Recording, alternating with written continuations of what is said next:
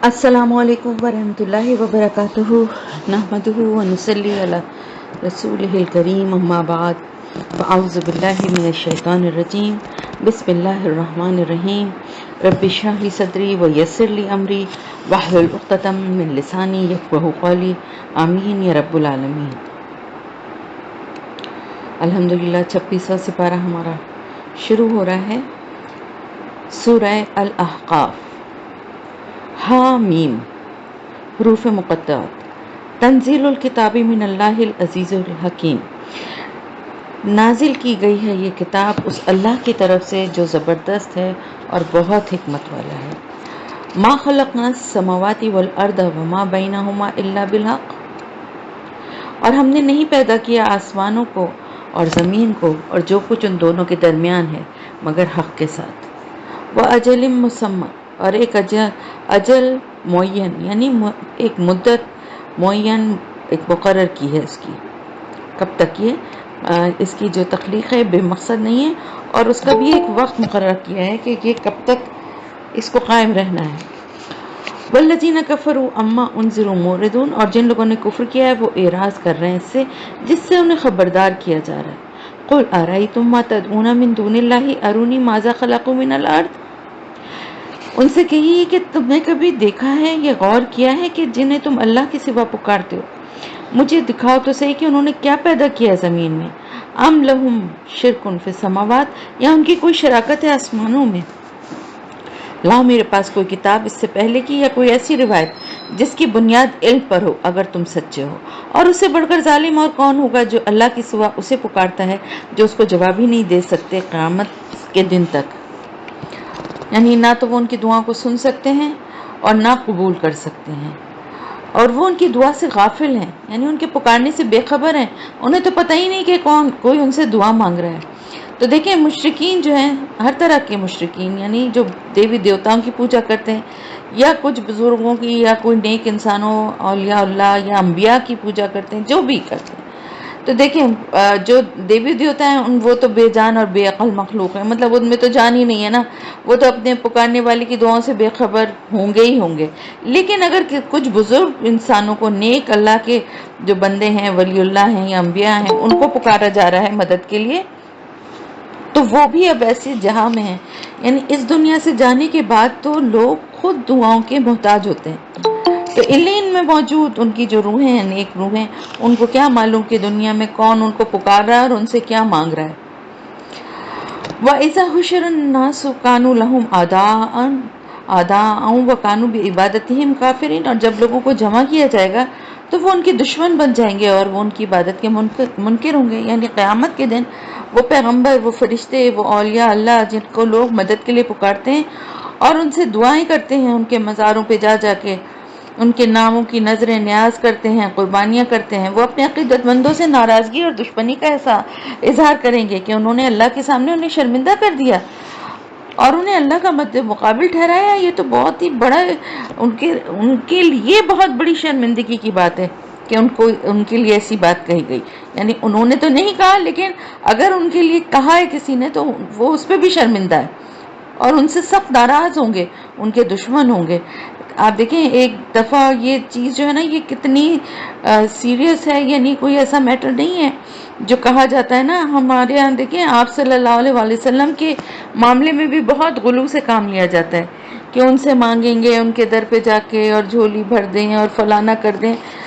एक दफ़ा एक सहाबी ने आप सल्लल्लाहु अलैहि वसल्लम के सामने ऐसे अल्फाज अदा किए, माशा अल्लाहु व मा शिअता, यानी जो अल्लाह चाहे जो आप चाहें, यानी जो अल्लाह चाहे और जो आप चाहें। बज़ाहिर तो कोई ऐसी बुरी बात नहीं कही, लेकिन आपने फौरन उन्हें टोक दिया और फरमाया, अजअल्तनी लिल्लाहि निदा, क्या तुमने मुझे अल्लाह का मद्दे मुकाबिल बना दिया? क्योंकि मशीयत तो सिर्फ और सिर्फ अल्लाह के लिए है ना, जो अल्लाह चाहे, जो अल्लाह चाहे, माशा अल्लाह, बस। इसकी अल्लाह के आगे कोई, जब रसूल सल्लल्लाहु अलैहि वसल्लम को हम नहीं कह सकते तो फिर और किसी की क्या मजाल है कि जिसको हम कहते हैं कि वो कर दे, वो बिगड़ी बना दे, वो हमारी संवार दे, वो हमारे मुश्किलात आसान कर दे, वो दस्तगीर है, वो हम दुआओं को सुनने वाला है, वो हाजत रवा है, वो फलाना है। ये सब हम कैसे कह सकते हैं? اور جب انہیں پڑھ کر سنائی جاتی ہیں ہماری آیات بینات تو یہ کافر کہتے ہیں حق کے بارے میں، جبکہ ان کے پاس وہ آ گیا ہے کہ یہ تو کھلا جادو ہے۔ ام یقولون افتراہ، کیا وہ کہتے ہیں کہ اس نے اس کو گڑھ لیا ہے؟ یعنی یا تو وہ یہ کہتے ہیں کہ یہ جادو ہے، یا پھر ان کا خیال یہ ہے کہ آپ صلی اللہ علیہ وسلم نے خود اس کو لکھ لیا ہے، گڑھ لیا ہے۔ اے نبی صلی اللہ علیہ وسلم ان سے کہیے کہ اگر میں نے اس کو گڑھ لیا ہے تو مجھے اللہ کی پکڑ سے ذرا بھی نہیں بچا سکتی، یعنی چلو میں نے اگر گڑھا ہے تو مجھے ہی اس کا گناہ ملے گا نا، لیکن اگر وہ خوب جانتا ہے جن باتوں میں تم لگے ہو، یعنی اللہ تو تمہاری یہ باتیں سن رہا ہے، تمہارے دلوں میں چھپے ہوئے خیالات بھی جانتا ہے، وہ کافی ہے بطور گواہ میرے اور تمہارے درمیان، اور وہ بہت بخشنے والا، بہت رحم فرمانے والا ہے۔ یعنی تم جو یہ بات کہتے ہو نا کہ گڑھ لیا ہے، تو ٹھیک ہے، میرا اور اللہ کا معاملہ ہے نا، اللہ تو جانتا ہے بہت اچھی طرح کہ اللہ نے ہی میرے پاس وہی بھیجی ہے اور وہ اس نے مجھے اپنا رسول بنایا ہے، یہ بات وہ بہت اچھی طرح جانتا ہے اور وہ اس پہ گواہ ہے۔ اور یہ بھی کہہ دیجیے ان سے کہ میں کوئی نیا رسول تو نہیں ہوں، یعنی کوئی نئی بات تو نہیں ہوئی ہے کہ اللہ نے مجھے رسول بنا کے بھیجا، اس سے پہلے بھی بہت سے رسول آ چکے، اور مجھے یہ معلوم نہیں کہ میرے ساتھ کیا معاملہ کیا جائے گا، اور نہ یہ معلوم ہے کہ تمہارے ساتھ کیا معاملہ کیا جائے گا، یعنی آگے کیا ہونا ہے، تمہارے ساتھ اللہ کا کیا فیصلہ اور میرے ساتھ کیا فیصلہ ہے، یہ سب کچھ اللہ کو پتہ ہے، میں نہیں جانتا، مجھے نہیں معلوم ہے، میں تو بس اسی کی پیروی کر رہا ہوں جو میری طرف وحی کی جا رہی ہے، اور میں نہیں ہوں مگر ایک کھلا خبردار کر دینے والا۔ دیکھیں صاف صاف اللہ کے رسول صلی اللہ علیہ وسلم کیسے کہتے تھے کہ مجھے کچھ آگے کا نہیں پتا کہ کیا معاملہ ہونے والا ہے، انہوں نے تو ایسا کوئی دعویٰ نہیں کیا تھا کہ اب آگے جا کے یہ ہو جائے گا، یا میں یہ کر کے دکھا دوں گا، یا میرے ساتھ رہو گے تو ایسا تمہیں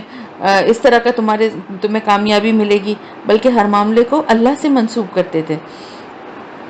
قل ارائیتم ان کان من عند اللہ وکفرتم بہ، اور اے نبی صلی اللہ علیہ وسلم ان سے کہہ دیجئے کہ کیا تم نے یہ بھی سوچا ہے کہ اگر چلو تم یہ کہتے ہو نا میں نے گڑھ لیا، تو وہ تو اللہ اس پہ گواہ ہے میرے لیے، اور وہ بہت اچھے سے جانتا ہے کہ اس نے ہی مجھے رسول بنایا، لیکن کبھی یہ سوچتے ہو کہ اگر یہ واقعی اللہ کی طرف سے ہوا اور تم نے اس کا انکار کر دیا تو اس کا کیا نتیجہ نکلے گا؟ اور گواہی دے چکا ہے ایک گواہ بنی اسرائیل میں سے ایک ایسی ہی کتاب کی۔ کچھ مفسرین کا خیال ہے کہ اس سے حضرت موسیٰ علیہ السلام کی طرف اشارہ ہے، کیونکہ ان کی کتاب میں اور ان کی شریعت میں جو ہے اس کی آپ صلی اللہ علیہ وسلم کے بارے میں جو ہے وہ نشاندہی کی گئی تھی، اور انہوں نے اس کی گواہی دی تھی، اور اسی وجہ سے یہودی جو ہیں وہ بھی اس کی بات کی گواہی دیتے تھے اور انتظار کرتے تھے۔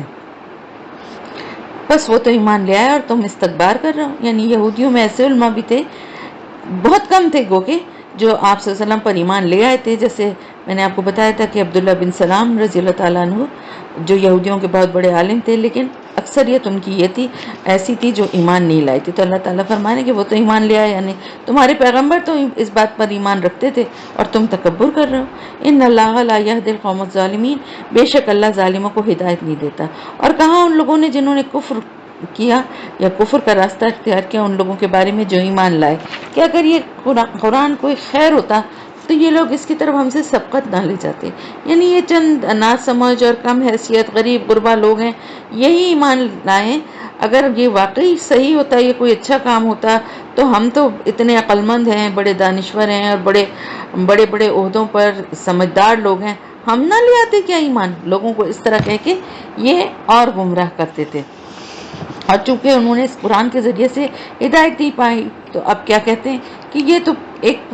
گڑھی ہوئی ایک بات ہے، ایک پرانا قدیم افکن قدیم پرانا گڑھا ہوا کوئی جھوٹ ہے۔ وَمِن قَبْلِهِ کتاب موسیٰ اماما و رحمہ، حالانکہ اس سے پہلے موسیٰ کی کتاب موجود ہے، رہنمائی کرنے والی اور رحمت بھی ہے۔ وَهَذَا کتاب مصدق لسانا عربیہ، اور یہ کتاب اس کی تصدیق کرنے والی ہے عربی زبان میں، یعنی قرآن تو تورات اور انجیل دونوں کی تصدیق کرتی ہے، تاکہ خبردار کر دیں ان لوگوں کو جنہوں نے ظلم کا راستہ اختیار کیا ہے، جو ظلم کے راستے پہ چلنے والے لوگ ہیں ان کو خبردار کر دیا جائے، اور محسنین کو خوشخبری دی جائے، محسنین کے لیے بشارت بن جائے۔ اور محسن وہ لوگ ہوتے ہیں، آپ کو میں نے بتایا بھی تھا کہ جو اسلام لاتے ہیں، پھر اس سے بتدریج آگے بڑھتے ہوئے ایمان اور پھر احسان کے درجے تک پہنچیں۔ بے شک جن لوگوں نے اقرار کیا کہ ہمارا رب اللہ ہے، پھر اس پر جم گئے، فلا خوف علیہم ولا هم یحزنون، تو نہ ان پر کوئی خوف ہوگا نہ کوئی کسی غم سے وہ دوچار ہوں گے۔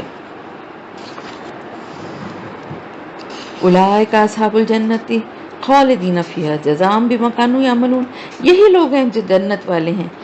अस्हाबुल जन्ना हैं, जन्नत वाले लोग हैं, इसमें हमेशा रहने वाले हैं। ये जज़ा होगी उन अमाल की जो वो करते रहे हैं।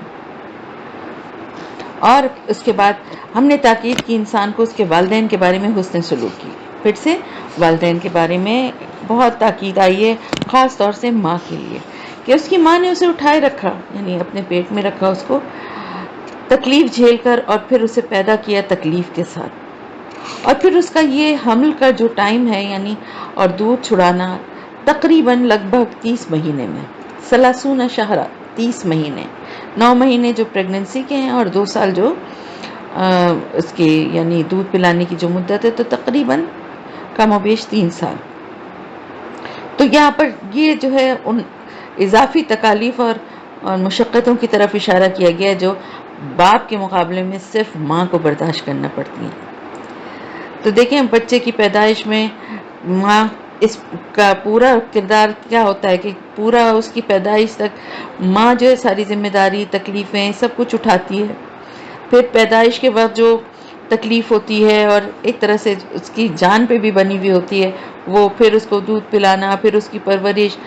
बेशक बाप का भी हिस्सा है, लेकिन माँ जो तकलीफ़ें उठाती है। इसीलिए 3 दफ़ा कहा ना कि 3 दफ़ा जब आप सल्लल्लाहु से पूछा कि कौन ज़्यादा हक़दार है, तो कहा तुम्हारी माँ, क्योंकि माँ जो तकलीफ़ें उठाती है,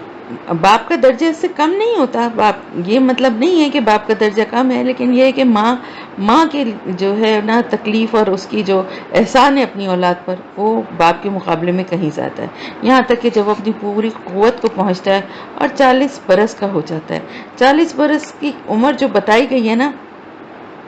वो है एक मैच्योर जहन की। आमतौर से अंबिया कराम को नबूवत भी 40 बरस की उम्र में मिली है, और उस एज तक पहुंचते हुए एक बच्चा जो है ना, वो एक मैच्योर यानी एक सोच समझ वाली उम्र को पहुंच जाता है। तो जब वो वहाँ उस उम्र को पहुंचता है, तो फिर वो अपने रब से क्या दुआ करता है? क़ाल रब्बी औज़इनी अन अश्कुरा नेमतकल्लती अनअमत अलैया व अला वालिदैया। और वो कहते हैं, मेरे रब, मुझे तौफीक दे कि मैं शुक्र कर सकूँ तेरे इनामात का जो तूने मुझ पर और मेरे वालिदैन पर फरमाए हैं। व अन आमला सालिहन तरदाहु व अस्लिह ली फ़ी ज़ुर्रियती, और ये कि मैं ऐसे अमाल करूँ, ऐसे काम करूँ जिन्हें तू पसंद करे, और मेरे लिए मेरी औलाद में भी इस्लाह फरमा दे। यानी अपने वालिदैन के लिए भी दुआ, अपने लिए भी दुआ, और फिर अपनी औलाद के लिए भी कि मेरी नस्ल की भी इस्लाह फरमा दे। बच्चे भी नेक और सालिह होंगे तो अपने वालिदैन के लिए दुआ करेंगे, और फिर वो ज़ाहिर है वही सदका जारिया है ना, उनके माँ बाप तक भी पहुँचेगी। इन्नी तुब्तु इलैका व इन्नी मिनल मुस्लिमीन, और मैं तेरी जनाब में तौबा करता हूँ, यकीनन मैं तेरे फरमा बरदारों में से। ये वो लोग हैं जिनसे हम उनके बेहतरीन अमाल कबूल फरमाएंगे और हम उनकी ख़ताओं से भी दरगुजर फरमाएंगे, और वो होंगे जन्नत वालों में से। ये वो सच्चा वादा है जो उनसे किया जाता था। और एक वो शख्स है जो अपने वालिदैन से कहता है कि मैं बेजार हूँ आप दोनों से, क्या आप मुझे इससे डराते हैं कि मैं निकाल कर खड़ा किया जाऊँगा जिंदा कब्र से, यानी मैं निकाल के खड़ा किया जाऊँगा। यानी अगर माँ बाप मुसलमान हैं, नेक हैं, लेकिन बेटा जो है आवारा है या जहनी तौर पर गुमराह है, या मुसलमान होते हुए भी अमल नहीं करता, या फिर मुसलमान ही नहीं है, ना अल्लाह को मानता है, ना आखिरत पर यकीन रखता है, अपने माँ बाप से बदतमीजियाँ करता है, हर वक्त उनसे लड़ता झगड़ता है, क्या हर वक्त आप मुझे ये डराते रहते हैं कि हिसाब होगा और अल्लाह के पास जाके हिसाब देना होगा, और मेरी ज़िंदगी मुश्किल आपने कर दी है, हर वक्त पता नहीं कौन सी गड़ के बातें लाते हैं और मुझे डराते रहते हैं। मुझे ये सब समझाना छोड़ें, कोई आखिरत वाखिरत मैं किसी चीज़ को नहीं मानता। हालांकि मुझसे पहले कितनी नस्लें गुजर चुकी हैं, यानी हज़ारों करोड़ों अरबों खरबों लोग इस दुनिया में आ चले गए, उनमें से कोई तो एक भी उठकर नहीं आया, और एक ही वक्त में उन सबका ज़िंदा होना और फिर उनका हिसाब किताब होना, ये कोई मानने वाली बात है? मैं तो नहीं मानता इन बातों को। और वो दोनों अल्लाह से के सामने अल्लाह से दुआएं करते हैं, अल्लाह से फरियाद करते हैं और कहते हैं कि ऐ बदनसीब, ईमान लिया, यकीनन अल्लाह का वादा सच्चा है। फ़यक़ूलू महाज़ा इल्ला सतीरुल अव्वलीन, लेकिन वो कहता है ये कुछ भी नहीं है मगर पहले लोगों की कहानियाँ हैं, ये दोबारा ज़िंदा होना और आखिरत की बातें बस फर्जी कहानियाँ हैं जो नस्ल दर नस्ल जो है एक दूसरे से मुंतकिल होती चली आ रही हैं। اولئک الذین حق علیہم القول، اور یہ وہ لوگ ہیں جن پر اللہ کی بات صادق آئی۔ دیکھیں الحمدللہ، اللہ کا شکر ہے ہم مسلمان گھرانوں میں پیدا ہوئے اور ہمارے بچے الحمدللہ اللہ کا شکر احسان ہے ایک مسلمان گھرانے اور مسلمان ماحول میں پیدا ہوئے اور مسلمان ہیں۔ لیکن آپ اس دور کا سوچئے کہ جہاں پر اولاد ایمان لے آئی تو ماں باپ نہیں لائے، ماں باپ لے آئے تو اولاد نہیں لائی۔ وہ تکلیف اور اذیت آپ سوچیں کہ ماں باپ جب اپنی اولاد کو دیکھتے ہوں گے کہ وہ ایمان نہیں لائے اور ان کا پھر یہ سوچتے ہوں گے کہ ان کا کیا انجام ہونا ہے، تو وہ کس کس طرح سے نہیں روکتے ہوں گے، کیسے کیسے نہیں سمجھاتے ہوں گے۔ لیکن جو کفر کے راستے پہ سرکشی اور ڈھٹائی کے ساتھ اڑ جاتے ہیں وہ پھر کسی کی بھی نہیں سنتے۔ تو ایسے لوگ جو پھر اللہ کے عذاب کے مستحق ہو چکے ہیں۔ یہ شامل کر دیے جائیں گے ان قوموں میں جو ان سے پہلے گزر چکی ہیں، جنوں اور انسانوں میں سے۔ یقیناً یہی لوگ ہیں خسارے والے۔ وَلِكُلِّ دَرَجَاتٌ مِّمَّا عَمِلُوا، اور ہر ایک کے لیے درجے ہوں گے ان کے اعمال کے اعتبار سے۔ وَلِيُوَفِّيَهُمْ أَعْمَالَهُمْ وَهُمْ لَا يُظْلَمُونَ، اور تاکہ وہ پورا دے انہیں ان کے اعمال کا بدلہ اور ان پر کوئی ظلم نہیں ہوگا۔ اور جس دن یہ کافر پیش کیے جائیں گے آگ پر، اس وقت ان سے کہا جائے گا تم اپنے حصے کی اچھی چیزیں اپنی دنیا کی زندگی میں لے چکے اور ان سے تم نے خوب فائدہ اٹھا لیا، یعنی دنیا میں تو تم خوب عیش کر چکے، وہاں پر تو حلال حرام کے تم نے کوئی وہ سوچا ہی نہیں کبھی زندگی میں کسی معاملے میں، اور اس چکر میں پڑے ہی نہیں کہ کیا حلال ہے یا کیا حرام ہے، ہر چیز سے فائدہ اٹھایا، بڑے مزے کر لیے۔ تو آج تمہیں ذلت کا عذاب دیا جائے گا بوجہ اس تکبر کے جو تم زمین میں ناحق کرتے رہے ہو، اور بوجہ ان نافرمانیوں کے جو تم کرتے رہے ہو۔ اور ذرا ذکر کیجئے قوم عاد کے بھائی ہود کا، جب اس نے خبردار کیا اپنی قوم کو احقاف میں۔ یہ سورہ احقاف کا نام بھی اسی وجہ سے احقاف کہا جاتا تھا اس جگہ کو جہاں قوم عاد آباد تھی۔ اب یہ علاقہ لقدق صحرا کی شکل اختیار کر چکا ہے، اور اس سے پہلے بھی اور اس کے بعد بھی بہت سے خبردار کرنے والے گزر چکے تھے، یعنی اس سے پہلے بھی بہت سے خبردار کرنے والے یعنی اللہ کے رسول کئی آ چکے تھے۔ تو اللہ کی یہ سنت ہے کہ کسی قوم میں پہلے ایک پیغمبر پھر دوسرا، کئی جیسے بنی اسرائیل میں کتنے پیغمبر بھیجے گئے، تو اسی طرح کچھ پیغمبر وہاں بھی آ چکے تھے، اور آخر میں پھر اتمام حجت کے لیے ایک رسول مبعوث کیا جاتا تھا، اور وہ سب کے سب ایک ہی دعوت دیتے تھے کہ مت عبادت کرو کسی کی سوائے اللہ کی۔ انی اخاف علیکم عذاب یوم عظیم، مجھے اندیشہ ہے تم پر ایک بڑے دن کے عذاب کا۔ انہوں نے کہا کیا تم ہمارے پاس اس لیے آئے ہو کہ ہمیں بہکا کے ہمارے معبودوں سے ہمارا دل برا کر دو؟ تو جس عذاب کی دھمکی تم ہمیں دے رہے ہو وہ ہم پر لے آؤ اگر تم سچوں میں سے ہو۔ قال انما العلم عند اللہ، انہوں نے کہا کہ بھائی اس کا علم تو اللہ کے پاس ہے، یعنی عذاب کے بارے میں تو اللہ ہی جانتا ہے کہ وہ اگر آئے گا تو کب آئے گا اور کس صورت میں آئے گا، مجھے تو اس کے بارے میں کچھ علم نہیں ہے، اور میں تو تمہیں پہنچا رہا ہوں وہ پیغام جو اللہ نے مجھے دے کر یعنی اس نے مجھے دے کر یعنی اللہ نے مجھے دے کر بھیجا ہے۔ لیکن میں دیکھ رہا ہوں کہ تم لوگ بالکل جہالت کی روش اختیار کر رہے ہو، یعنی یہ تمہاری جہالت کی انتہا ہے کہ میری باتوں کو سننے اور ان پر غور کرنے کے بجائے بغیر سوچے سمجھے تم پہلی دفعہ میں اس کا انکار کرنے پر تل گئے ہو، یعنی تم سوچتے سمجھتے اور پھر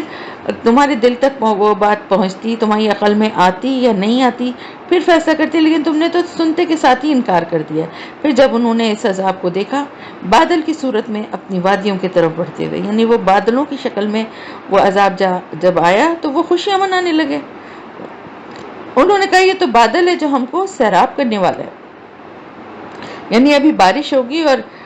ہر طرف پانی پانی ہوگا اور ہماری اور سرسبز اور شاداب ہماری فصلیں اور ہمارے کھیت اور ہمارے باغات ہوں گے، بلکہ وہ تو ایک ایسی چیز ہے جس کے بارے میں تم نے جلدی مچا رکھی تھی۔ تم لوگ خود ہی کہتے تھے نا کہ لیا ہوں پر عذاب اگر لا سکتے ہو تو دیکھ لو، وہ عذاب کے بادل تھے۔ یہ وہ جھکڑ ہے جس میں بہت دردناک عذاب ہے۔ اس تیز ہوا کے جھکڑ کی کیفیت سورہ الحاقہ میں بیان ہوئی ہے کہ کس طرح اللہ نے مسلط کیے رکھا اسے ان پر 7 راتیں اور 8 دن نیز تو نابود کر دینے کے لیے۔ بس تم دیکھتے اس قوم کو اس میں کس طرح پڑے ہوئے تھے جیسے وہ گری ہوئی کھجوروں کے تنے ہوں۔ تدمر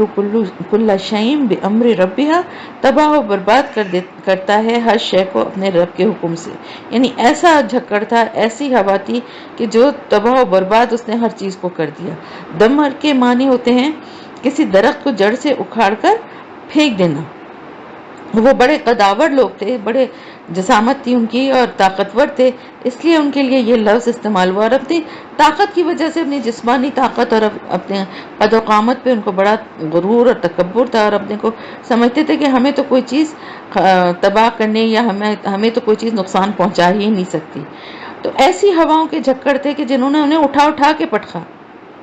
یعنی ان کے اتنے قد و قامت اور ان کی اتنی طاقت جسمانی جو تھی نا، اس ہوا کے جھکڑ کے آگے جو اللہ نے عذاب کی شکل میں بھیجا تھا، ان کی یہ حالت تھی کہ وہ ان کو اٹھا اٹھا کے پٹخ رہی تھی،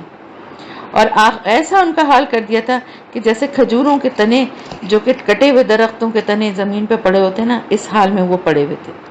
پھر وہ ایسے ہو گئے کہ کچھ نظر نہیں آ رہا تھا سوائے ان کے مسکنوں کے، یعنی ان کے بڑے بڑے شاندار بنے ہوئے گھر محل، وہ تو سب نظر آ رہے تھے، لیکن اس میں رہنے والوں کی کوئی خبر نہیں تھی۔ اسی طرح ہم بدلا دیا کرتے ہیں مجرموں کی قوم کو، یعنی وہ بڑے بڑے محل جو سمجھتے تھے کہ ہم اس کے اندر بڑے محفوظ ہیں، وہ سب ویسے ہی قائم رکھے اللہ نے، اور ان کو تباہ و برباد کر دیا۔ ایسی ہوا کے جھکڑ تھے کہ ان کے محلات اور ان کے گھروں کو نقصان نہیں پہنچا، اور ان کو اللہ نے ختم کر دیا۔ تو تکبر اللہ کی ذات کے سوا کسی کو زیب نہیں دیتا، تو کفر بھی تھا اور تکبر بھی تھا، اور ہم نے جو تمکن انہیں دیا تھا، ایسا تمکن ہم نے تمہیں نہیں دیا۔ یعنی قریش مکہ کو مخاطب کر کے بتایا جا رہا ہے کہ جو طاقت اور شان و شوکت قوم عاد کو اللہ کی طرف سے عطا ہوئی تھی اور جو وسائل انہیں میسر تھے، تم لوگوں کے پاس تو اس کے مقابلے میں کچھ بھی نہیں ہے، اور ہم نے انہیں کان، آنکھیں اور دل عطا کیے تھے، تو ان کے کچھ بھی کام نہ آئے، ان کے کان نہ ان کی آنکھیں اور نہ ہی ان کے دل، یعنی نہ تو انہوں نے کچھ سنا نہ دیکھا اور نہ ہی اپنی عقلوں سے کچھ کام لیا۔ اس کانو یجھدون بآیات اللہ وحاق بہم ما کانوا بہ یستہزئون، جبکہ وہ انکار ہی کرتے رہے اللہ کی آیات کا، اور ان کو گھیر لیا ایسی چیز نے جس کا وہ مذاق اڑایا کرتے تھے۔ وَلَقَدْ أَهْلَكْنَا مَا حَوْلَكُم مِّنَ الْقُرَىٰ، اور ہم نے ہلاک کیا بہت سی ایسی بستیوں کو جو تمہارے ارد گرد آباد تھیں، یعنی قریش سے بھی یہ بات بھی قریش سے ہی کہی جا رہی ہے، اور ہم نے پھیر پھیر کر ان کو اپنی آیات سنائی تاکہ وہ رجوع کریں۔ تو کیوں نہ مدد کی ان کی ان ہستیوں نے جن کو انہوں نے اللہ کے سوا معبود بنا رکھا تھا، تقرب کا ذریعہ سمجھتے ہوئے، یعنی اللہ کے سے قریب کرنے والے ہیں ہمیں، یہ ہمیں اللہ ہماری دعاؤں کو اللہ تک پہنچانے والے ہیں، تو انہوں نے ان کو اس عذاب سے کیوں نہیں بچایا؟ ان ہستیوں نے ان کو یہ اللہ کے ساتھ شریک کرتے تھے، بلکہ وہ سب تو ان سے گم ہو گئے، اور یہ تھا ان کا جھوٹ اور جو کچھ وہ افترا کر رہے تھے۔ اب آگے جو ہے جنات کی ایک جماعت کا ذکر ہو رہا ہے، اور اے نبی صلی اللہ علیہ وسلم، جب ہم نے آپ کی طرف متوجہ کر دیا جنات کی ایک جماعت کو کہ وہ قرآن سننے لگے، تو جب وہ وہاں پہنچے تو انہوں نے کہا چپ ہو جاؤ، یعنی آپ صلی اللہ علیہ وسلم قرآن کی قرات کر رہے تھے، تو وہاں سے ایک جنوں کی ایک جماعت کا گزر ہوا، تو جب انہوں نے سنا قرآن تو انہوں نے کہا کہ چپ ہو جاؤ، یعنی قرآن کے لیے ویسے بھی حکم ہے نا کہ جب قرآن پڑھا جا رہا ہو تو پوری توجہ کے ساتھ سنا کرو اور خاموش رہا کرو تاکہ تم پر رحم کیا جائے۔ تو فجر کا وقت اور اللہ کے رسول صلی اللہ علیہ وسلم جو ہے تلاوت کر رہے تھے، جس کو سن کر جنات کی جماعت جو تھی وہیں رک گئی، اور انہوں نے سنا، اور سننے کے بعد اس سے اندازہ یہ ہوا کہ وہ صاحب ایمان اور شریف جن تھے، اور اگلی آیت سے یہ بھی معلوم ہوتا ہے کہ وہ حضرت موسیٰ علیہ السلام کی شریعت پہ جو تھے وہ جن، وہ اہل کتاب جن تھے، تو وہ فوراً ہی اللہ کے کلام کو پہچان گئے اور اس کو پورے ادب و احترام سے سننے لگے۔ فَلَمَّا قُضِيَ وَلَّوْا إِلَىٰ قَوْمِهِم مُنذِرِينَ، پھر جب قرات ختم ہوئی تو وہ پلٹے اپنی قوم کی طرف خبردار کرنے والے، یعنی جب قرات ختم ہوئی تو ان کی دنیا بدل چکی تھی اور وہ سب کے سب ایمان لے آئے، اور نہ صرف یہ کہ ایمان لائے بلکہ واپس جا کر انہوں نے اپنی قوم میں فوراً تبلیغ بھی شروع کر دی۔ انہوں نے کہا ہے ہماری قوم کے لوگوں، ہم نے ایک کتاب سنی ہے جو موسیٰ کے بعد نازل ہوئی ہے۔ تو اس سے یہ پتہ چلا کہ وہ جنات حضرت موسیٰ علیہ السلام کے امتی تھے، اور یہ بھی پتہ چلا کہ تورات کے بعد جو کتاب نازل ہوئی وہ قرآن ہے۔ ویسے تو انجیل بھی نازل ہوئی ہے لیکن اس میں شریعت نہیں ہے، جیسے کہ میں نے آپ کو بتایا تھا کہ شریعت یعنی احکامات کے ساتھ، قوانین کے ساتھ جو کتاب تھی وہ تورات تھی، اور انجیل میں کچھ ایسی سخت قوانین جو ان کے لیے انہوں نے اپنے لیے خود بنا لیے تھے، یہ جو اللہ کی طرف سے ان کی نافرمانیوں کی وجہ سے ان پہ سزائیں تھیں، ان میں کچھ تخفیف اور اس کے علاوہ کچھ اور معاملات تھے، لیکن بیسک جو شریعت تھی نا وہ وہی تھی جو کہ تورات میں تھی۔ تو تورات، انجیل کے آنے کے بعد تورات جو تھی وہ کینسل نہیں ہوئی تھی، جیسے کہ قرآن کے آنے کے بعد باقی تمام کتابیں کینسل ہو گئی ہیں، تصدیق کرتی ہوئی اس کی جو اس کے سامنے موجود ہے۔ تو یعنی ان کو یہ اندازہ ہو گیا کہ یہ کتاب جو ہے تورات جو ہے وہ رہنمائی کرتی ہے حق کی طرف اور ایک سیدھے راستے کی طرف۔ تو اے ہماری قوموں کے لوگ، یعنی یہ جو تورات کی تصدیق کر رہی ہے یہ کتاب، اس کتاب میں یعنی یہ اللہ کی طرف سے نازل کردہ کتاب ہے، اور یہ اس نے تورات کو اس نے جھٹلایا نہیں ہے بلکہ اس کی تصدیق کی ہے کہ تورات بھی اللہ کی طرف سے نازل کردہ کتاب ہے۔ تو انہوں نے کہا کہ اس پر ایمان لے آؤ، اپنی قوم سے کہا ہے ہماری قوم کے لوگوں، اللہ کی طرف پکارنے والے کی پکار پر لبیک کہو۔ اب دیکھیں یہ جن جو تھے، صاحب ایمان جو جن تھے، وہ کتنے نیک تھے کہ سنتے کے ساتھ ہی انہوں نے مان لیا، ان کے دل نے قبول کر لیا کہ یہ اللہ کا کلام ہے، اور وہ فوراً ایمان لیا، اور ایمان لا کے اپنی قوم میں جا کے انہوں نے کہا کہ دیکھو یہ جو اللہ کی طرف سے جو رسول آئے ان کی پکار پر لبیک اور اس پر ایمان لے آؤ تاکہ اللہ تمہارے گناہوں کو بخش دے اور تمہیں ایک دردناک عذاب سے بچا لے۔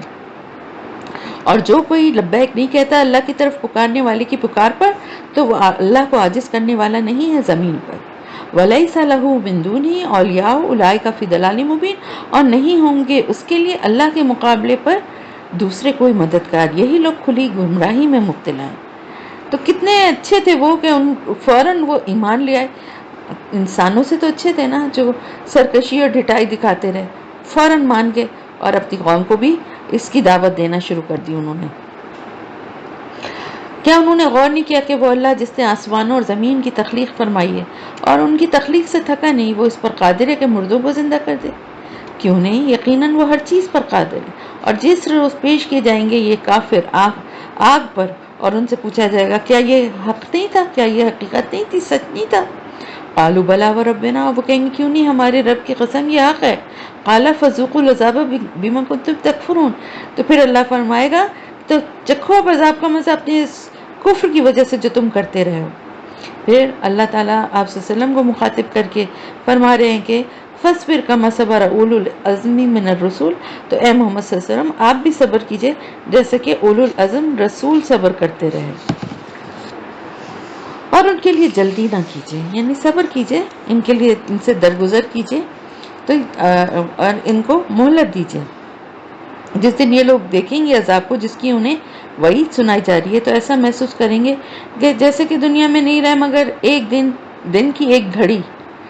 یعنی یہ جتنی ان کو مہلت اللہ تعالیٰ کی طرف سے دی جا رہی ہے، اللہ کی مشیت میں ان لوگوں کو کچھ اور مہلت دینا مقصود تھا، تو اس لیے اللہ تعالیٰ فرما رہے کہ تھوڑا صبر سے کام لو اور کچھ مزید انتظار کرو۔ یہ پہنچا دینا ہے، کیا سوائے نافرمان لوگوں کے کوئی اور بھی ہلاک کیا جائے گا؟ یعنی ہمارے رسول صلی اللہ علیہ وسلم کی ذمہ داری کیا ہے؟ ان لوگوں تک اللہ کا یہ پیغام پہنچا کر حجت قائم کر دینا، بس جو انہوں نے کر دی ہے۔ اب ہلاک تو وہی ہوں گے جو اس دعوت حق کو قبول کرنے سے انکار کریں گے اور نافرمانی کی روش اختیار کریں گے۔ سورہ محمد میں پہلی دفعہ جو ہے وہ قتال کے بارے میں جو اللہ کی طرف سے احکامات آئے، تو تھوڑے سے سخت آیات مطلب احکامات ہیں، اور اسی کی بنا پہ بعض دفعہ اس پہ اعتراضات بھی ہوتے ہیں، حالانکہ کوئی ایسی بات نہیں ہے کہ جو ناجائز ہو۔ ابھی آپ کو خود ہی اندازہ ہو جائے گا جب ہم پڑھیں گے اس کو۔ بسم اللہ الرحمن الرحیم۔ الذین کفروا وصدوا عن سبیل اللہ اضل اعمالهم، جن لوگوں نے کفر کیا اور اللہ کے راستے سے روکا اور خود بھی رکے، اللہ نے ان کی ساری جد و جہد کو رائیگاں کر دیا۔ والذین آمنوا وعملوا الصالحات آمنوا بما نزل علی محمد وهو الحق من ربهم، اور وہ لوگ جو ایمان لائے اور جنہوں نے نیک عمل کیے اور جو ایمان لائے اس چیز پر جو نازل کی گئی محمد صلی اللہ علیہ وسلم پر، اور وہ حق ہے ان کے رب کی طرف سے، کفر عنہم سیئاتہم واصلح بالہم، اللہ نے دور کر دی ان سے ان کی خطائیں اور ان کے حال کو سنوار دیا، ان کے حال کی اصلاح کر دی۔ اللہ تعالیٰ نے صحابہ اکرام کو مسلسل آزمائشوں کی بھٹیوں میں سے گزار کر ان کی شخصیت کو کندن بنا دیا، اور ان کے کردار، اخلاق اور عمل کی اصلاح کر کے ان کی سیرتیں جو ہیں ایمان و یقین کے نور سے جگمگانے لگی. اتنا ان کی پالشڈ ہو گیا وہ نا. ہر تکلیف اور ہر آزمائش نے ان کے ایمان کو اور ان کے کردار کو اور نکھارا. یہ اس لیے کہ جن لوگوں نے کفر کیا انہوں نے باطل کی پیروی کی. وَأَنَّ الَّذِينَ آمَنُوا اتَّبَعُوا الْحَقَّ مِن رَبِّهِمْ، اور جو لوگ ایمان لائے انہوں نے حق کی پیروی کی جو ان کے رب کی طرف سے آیا. كَذَلِكَ يَضْرِبُ اللَّهُ لِلنَّاسِ أَمْثَالَهُمْ، اسی طرح اللہ لوگوں کے لیے ان کی مثالیں بیان کرتا ہے. تو اے مسلمانوں، جب تمہارا مقابلہ ہو، آمنا سامنا ہو کافروں سے، یعنی اب جب کہ تمہاری جدوجہد جو ہے مسلح تصادم کے مرحلے میں داخل ہو چکی ہے، تم لوگ تلوار کا جواب تلوار سے دینے کے لیے میدان میں اتر پڑے ہو، تو اب جب مقابلہ ہوگا کافروں سے تمہارا، فَضَرْبَ الرِّقَابِ، تو ان کی گردنیں مارنا ہے. یعنی اب میدان کارزان میں، اب جنگ کے میدان میں جا کے کیا کریں گے؟ ہاتھ باندھ کے کھڑے ہوں گے کیا؟ اس سے پہلے تو جنگ کا موقع ہی نہیں تھا نا. اور مسلمانوں کو یہی اللہ کی طرف سے ہدایت دی جا رہی تھی کہ اپنے ہاتھوں کو روکے رکھو.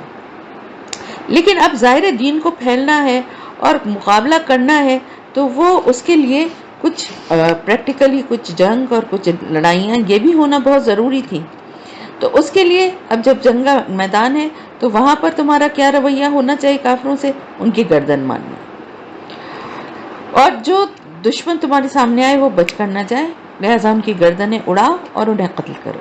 یہاں تک کہ جب تم اچھی طرح انہیں کچل دو تب انہیں مضبوطی کے ساتھ باندھو. یعنی جب اچھی طرح قتل عام ہو جائے تو اس مرحلے پہ بچے کچے لوگوں کو قیدی بنا سکتے ہو، پھر اس کے بعد تم انہیں چھوڑ سکتے ہو احسان کر کے یا فدیہ لے کے، یہاں تک کہ جنگ اپنے ہتھیار ڈال دے. یہ جنگ کے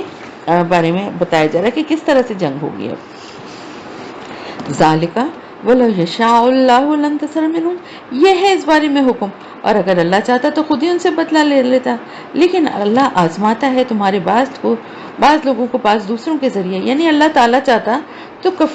کفار سے خود بھی انتقام لے سکتا تھا نا، اور اس لشکر کو خود ہی نیست و نابود کر دیتا جیسے اس سے پہلے قوموں کو کیا تھا، یا کوئی ایسی ہوا ان پہ بھیج دیتا، یا کوئی ایسی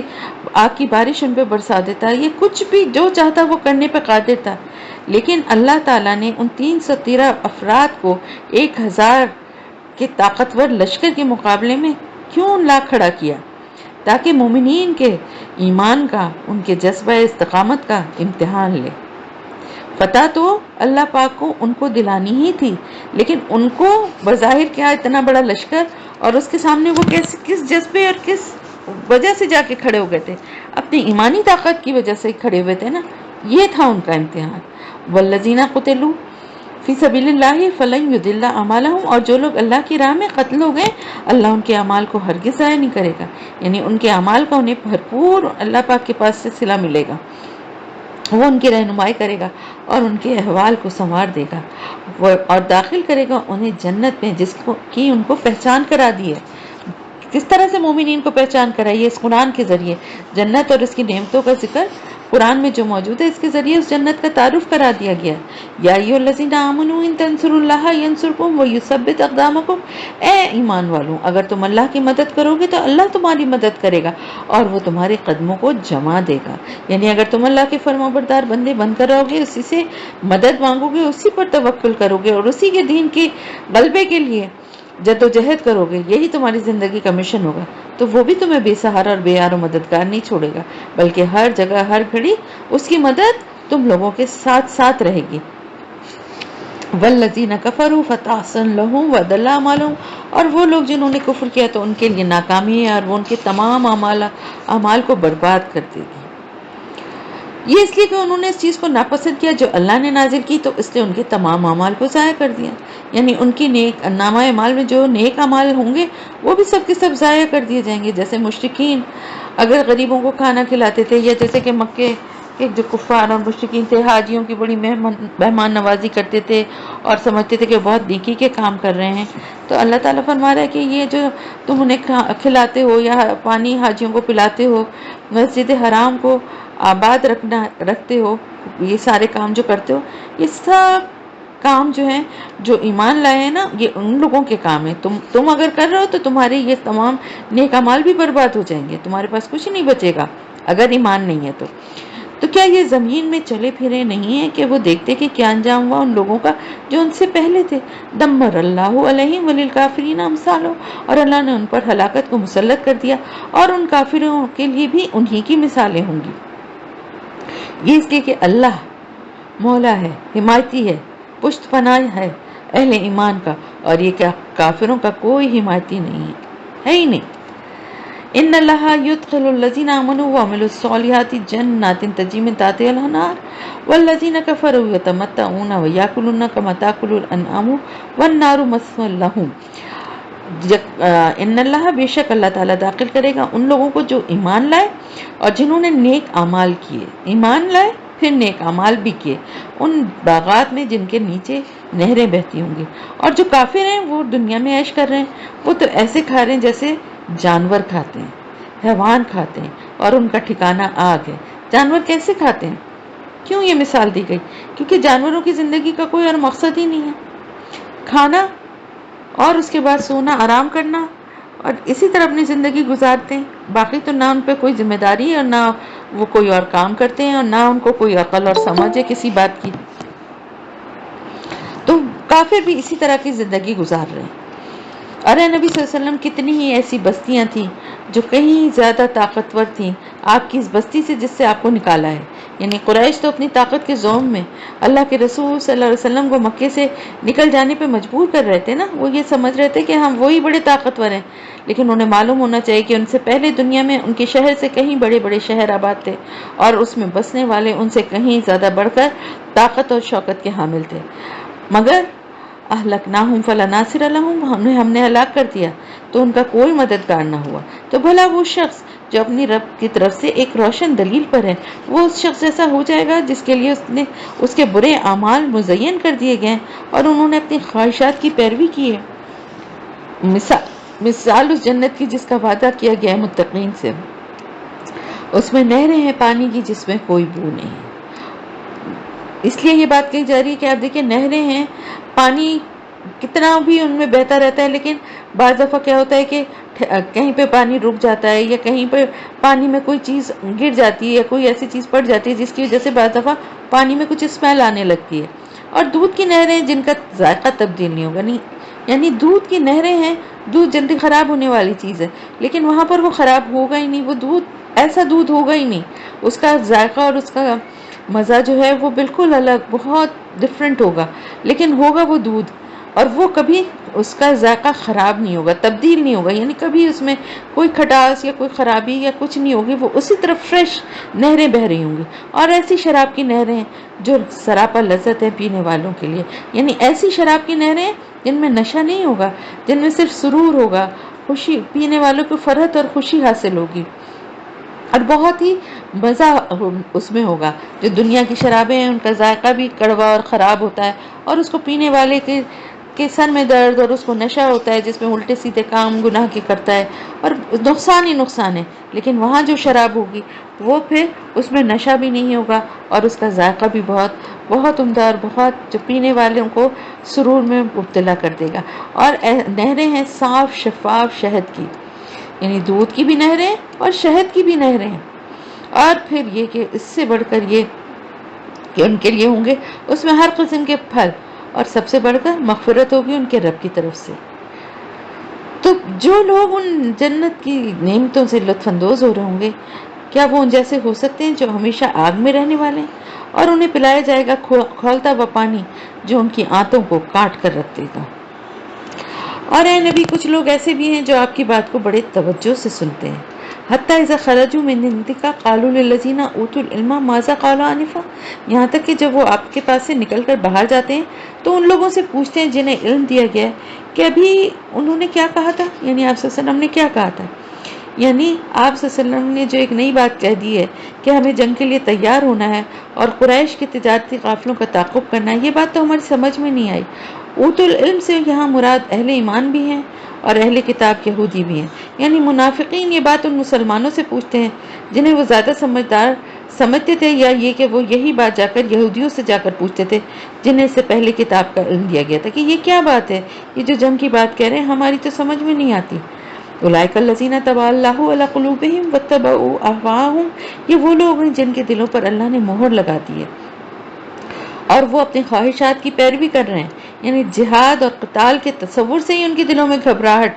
और एक परेशानी पैदा हो गई है। ईसार और कुर्बानी की बातों को कबूल करने से उनकी जो हिचकिचाहट है वही तो उनकी मुनाफिकत की अलामत है जो उनके दिलों में पैदा हो चुकी है। और वो लोग जो हिदायत पर हैं, अल्लाह ने उनकी हिदायत में और इजाफा कर दिया और उन्हें उनके हिस्से का तकवा अता फरमाया है। यानी जब रसूल सल्लल्लाहु अलैहि वसल्लम की तहरीक क़िताल के मरहले में दाखिल हुई तो अहले ईमान के जज्बा ईमानी में, उनके ज़ौक़ शहादत और तकवा में और इजाफा हो गया।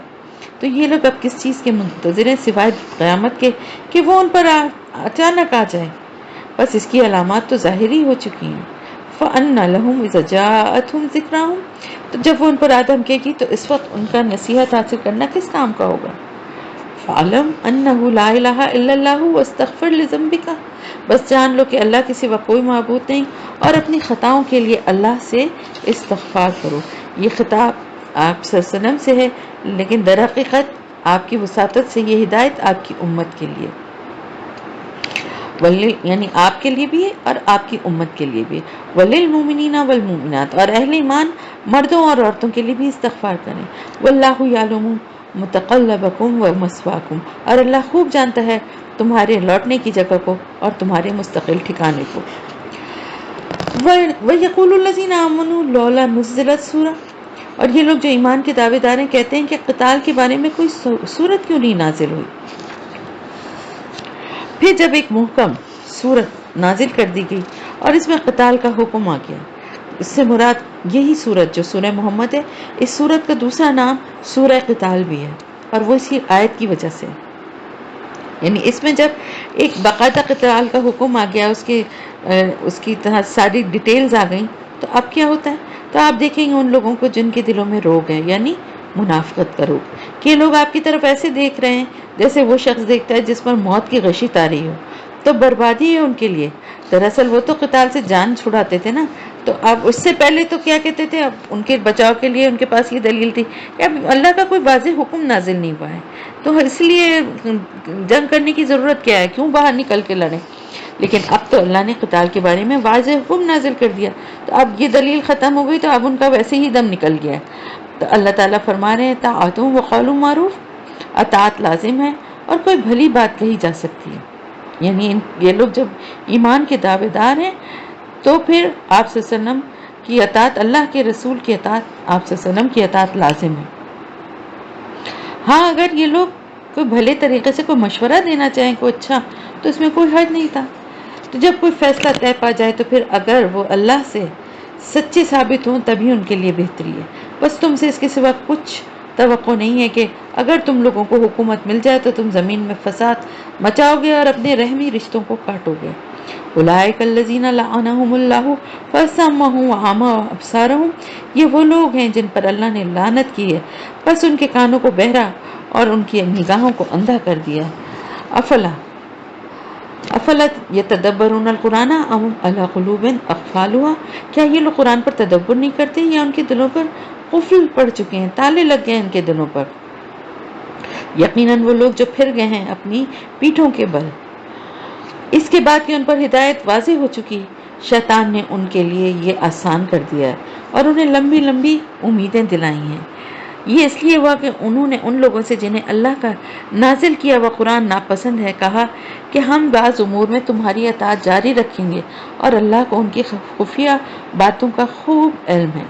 अल्लाह के नाज़िल करदा कुरान को नापसंद करने वाले मुशरिकीन भी थे और यहूदी भी थे, जिन्हें मुनाफिकीन मुसलसल अपनी वफादारियों का यकीन दिलाते रहते थे कि हम बज़ाहिर तो मोहम्मद सल्लल्लाहु अलैहि वसल्लम पर ईमान लाकर मुसलमान हो गए और मुसलमानों में शामिल हो गए, लेकिन आप लोगों से हमारा रिश्ता और ताल्लुक़ बदस्तूर कायम रहेगा। तमाम अहम मामलात में हम आइंदा भी आप ही से सलाह मशवरा करेंगे और आप ही लोगों के पास आया करेंगे हर बात की इत्तला देने के लिए। तो मुनाफिक तो कहते ही उस शख्स को है जो अपना रिश्ता दोनों तरफ जोड़ने की कोशिश में लगा रहे। फ़कैफ़ा इज़ा तवफ़्फ़तहुमुल मलाइकतु यद्रिबूना वुजूहहुम व अदबारहुम, तो क्या हाल होगा, फ़कैफ़ा तो कैसा होगा,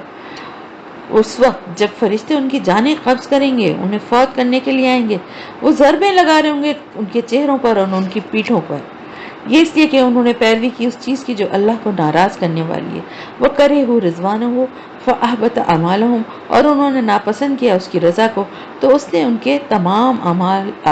ضائع کر دیے، احبطہ غارت کر دیے تمام اعمال۔ قتال کے اس مرحلے پہ جب لوگوں کا نفاق کھل کر سامنے آ گیا تو اللہ تعالیٰ نے فرمایا کہ ان کے تمام اعمال، یہاں تک کہ مسجد نبوی میں آپ صلی اللہ علیہ وسلم کی اقتداء میں پڑھی گئی نمازوں سمیت ان کے تمام نیک اعمال ضائع کر دیے گئے۔ ام حسب الذین فی قلوبہم مرض ان لن یخرج اللہ اضغانہم، تو کیا سمجھ رکھا تھا ان لوگوں نے جن کے دلوں میں روگ ہے کہ اللہ ان کی کھوٹ کو ظاہر نہیں کرے گا؟ یعنی وہ کیا سمجھتے تھے کہ ان کے دوغلے پن کی کسی کو خبر ہی نہیں ہوگی، اور ان کی یہ جو سینوں کے کھوٹ ہیں وہ کبھی بے نقاب نہیں ہوں گے؟ اور اگر ہم چاہیں تو آپ کو یہ لوگ دکھا دیں اس طرح کہ آپ ان کے چہروں سے انہیں پہچان لیں، اور آپ انہیں لازماً پہچان لیں گے ان کی گفتگو کے انداز سے، یعنی ان کے گفتگو کا انداز بھی ان کے دل کی کیفیت کی عکاسی کرتا ہے۔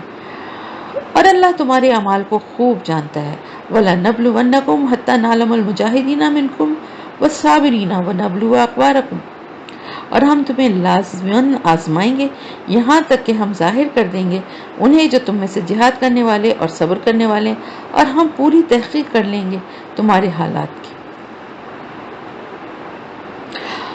یقیناً وہ لوگ جنہوں نے کفر کیا اور جو روکتے رہے دوسروں کو اللہ کے راستے سے، اور وہ رسول صلی اللہ علیہ وسلم کی مخالفت بھی کرتے رہے اس کے بعد کہ ان کے لیے واضح ہدایت آ چکی تھی، وہ اللہ کا کچھ نہیں بگاڑ سکیں گے، اور اللہ یعنی وہ ان کے اعمال کو اکارت کر دے گا، ضائع کر دے گا، برباد کر دے گا۔ اب یہاں پر منافقین کے اعمال ضائع ہونے کے بعد اب یہاں پر کفار مکہ کے اعمال کی بربادی کے بارے میں بتایا جا رہا ہے کہ یہ لوگ اپنے ذوم میں بیت اللہ کے متولی ہونے، حاجیوں کی خدمت کرنے،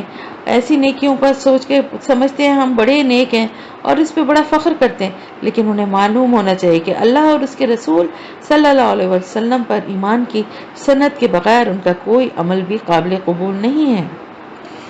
یا ایھا الذین آمنوا اطیعوا اللہ و اطیعوا الرسول ولا تبطلوا اعمالکم، اور اب اہل ایمان سے اللہ تعالیٰ فرمانے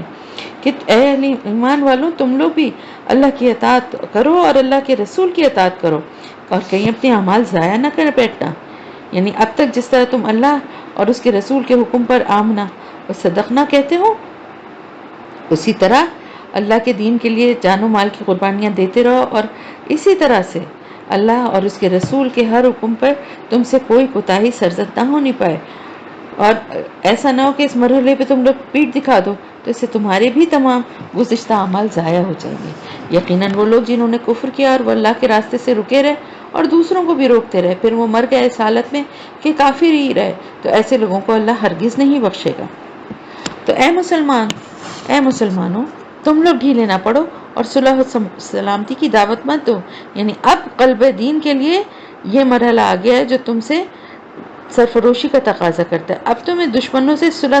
سلامتی کے مذاکرات کرنے اور جنگ سے بچنے کی حکمت عملی اپنانے کی باتیں زیب نہیں دیتی۔ اب تمہاری تحریک جس مرحلے میں داخل ہو چکی ہے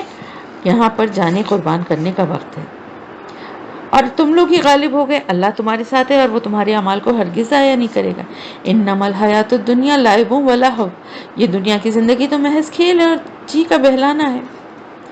وَإِن تُؤْمِنُوا وَتَتَّقُوا يُؤْتِكُمْ أُجُورَكُمْ، اور اگر تم لوگ ایمان لاؤ اور تقوی اختیار کیے رہو تو وہ تمہیں تمہارے اجر عطا کرے گا۔ وَلَا يَسْأَلْكُمْ أَمْوَالُكُمْ، اور تم سے تمہارے اموال نہیں مانگے گا، اور اگر وہ تم سے اموال کے بارے میں مطالبہ کرے اور اس معاملے میں تم پر تنگی کرے تو تم بخل سے کام لوگے اور وہ ظاہر کر دے گا تمہارے دلوں کے کھوٹ کو۔ یعنی منافقین کے ساتھ کیا ہوتا تھا؟ یہ ہوتا تھا کہ جب بھی کوئی مشکل حالات سے سابقہ پڑتا تھا ان کے دلوں کا کھوٹ فوراً ان کی زبان پر آ جاتا تھا، جیسے غزوہ احزاب، غزوہ تبوک، ہر مشکل وقت پر، جب بھی غزوہ احد پر بھی، تو فوراً یہ ان کی جو منافقت تھی نا وہ چھپ نہیں پاتی تھی اور سامنے آ جاتی تھی۔ تو وہ لوگ ہے کہ تم بلائے جا رہا ہے کہ تم اللہ کی راہ میں خرچ کرو، بس تم میں سے کوئی وہ بھی ہے جو بخل سے کام لیتا ہے، اور جو کوئی بھی بخل کرتا ہے وہ اپنے آپ سے ہی بخل کرتا ہے۔ اور اللہ غنی ہے اور محتاج تو تم ہی ہو. یعنی اللہ تو غنی اور بے نیاز ہے، اسے کسی چیز کی ضرورت نہیں، وہ تو صرف تمہارے امتحان کے لیے تم سے کہتا ہے کہ مجھے قرض دو، اور پھر وہ تمہارے صدقات کو شرف قبولیت بخشتا ہے. تو ایسا وہ محض تمہارے اعزاز و اکرام کے لیے کرتا ہے، اس کو کیا ضرورت ہے تمہارے مال کی یا تمہاری کسی چیز کی. اور اگر تم پیٹ پھیر لو گے تو وہ تمہیں ہٹا کر کسی اور قوم کو لے آئے گا، پھر وہ تمہاری طرح نہیں ہوں گے. ختم ہو گئی یہ سورہ الفتح. بسم اللہ الرحمن الرحیم. انا فتحنا لک فتحا مبینا، یقیناً ہم نے آپ کو ایک بڑی روشن فتح عطا فرمائی ہے. صلح حدیبیہ کی طرف اس میں اشارہ ہے، تاکہ اللہ بخش دے آپ کی کوئی کوتاہیاں جو پیچھے ہوئیں اور جو بعد میں ہوئیں، اور تاکہ اللہ اپنی نعمت کو تمام فرما دے آپ پر اور آپ کی رہنمائی کرے سیدھے راستے کی طرف. یعنی یہاں کوتاہیوں سے مراد وہ خامیاں اور کوتاہیاں ہیں جو غلبہ اسلام کی جد و جہد میں رہ گئی تھیں، جو رسول صلی اللہ علیہ وسلم کی قیادت میں مسلمان کر رہے تھے. اللہ تعالیٰ کے ارشاد کا مطلب یہ ہے کہ ہم نے ان ساری کمزوریوں اور کوتاہیوں سے درگزر کر کے اپنے فضل سے ان کی تلافی کر دی اور آپ کے لیے فتح و نصرت کا دروازہ کھول دیا، اور اللہ آپ کی مدد کرے گا، بہت زبردست مدد. یعنی اب آپ کی جدوجہد میں اللہ تعالیٰ کی طرف سے ایسی مدد شامل ہوگی جسے کوئی شکست نہیں دے سکے گا.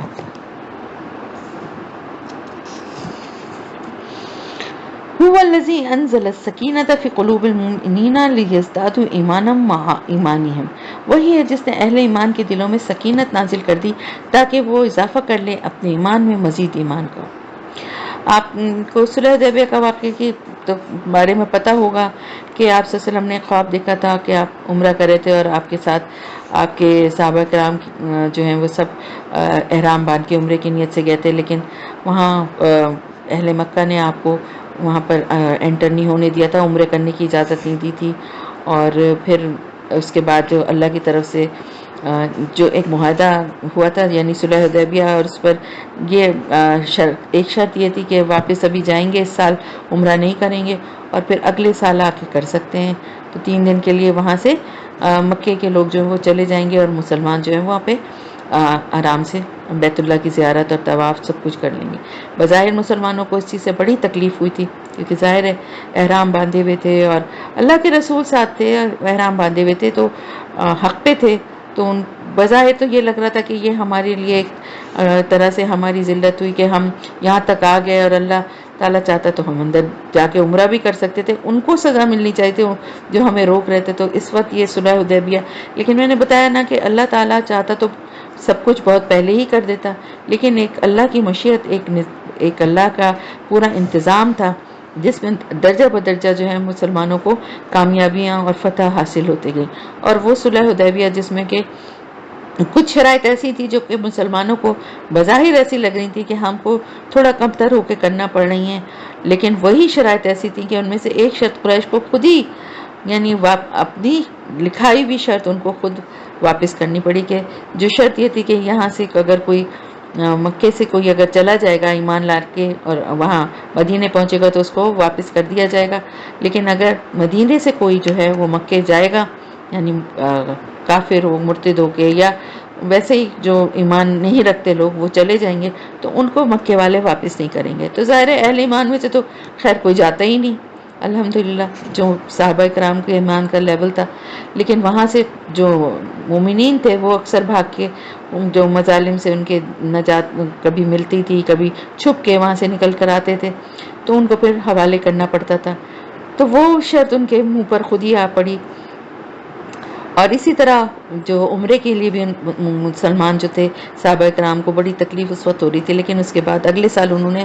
کیا اور پھر تو مکہ فتح ہو ہی گیا تھا اور اس کے بعد تو کامیابیاں ہی کامیابیاں تھیں. تو یہ فتح کا آغاز تھا جس کو اللہ پاک نے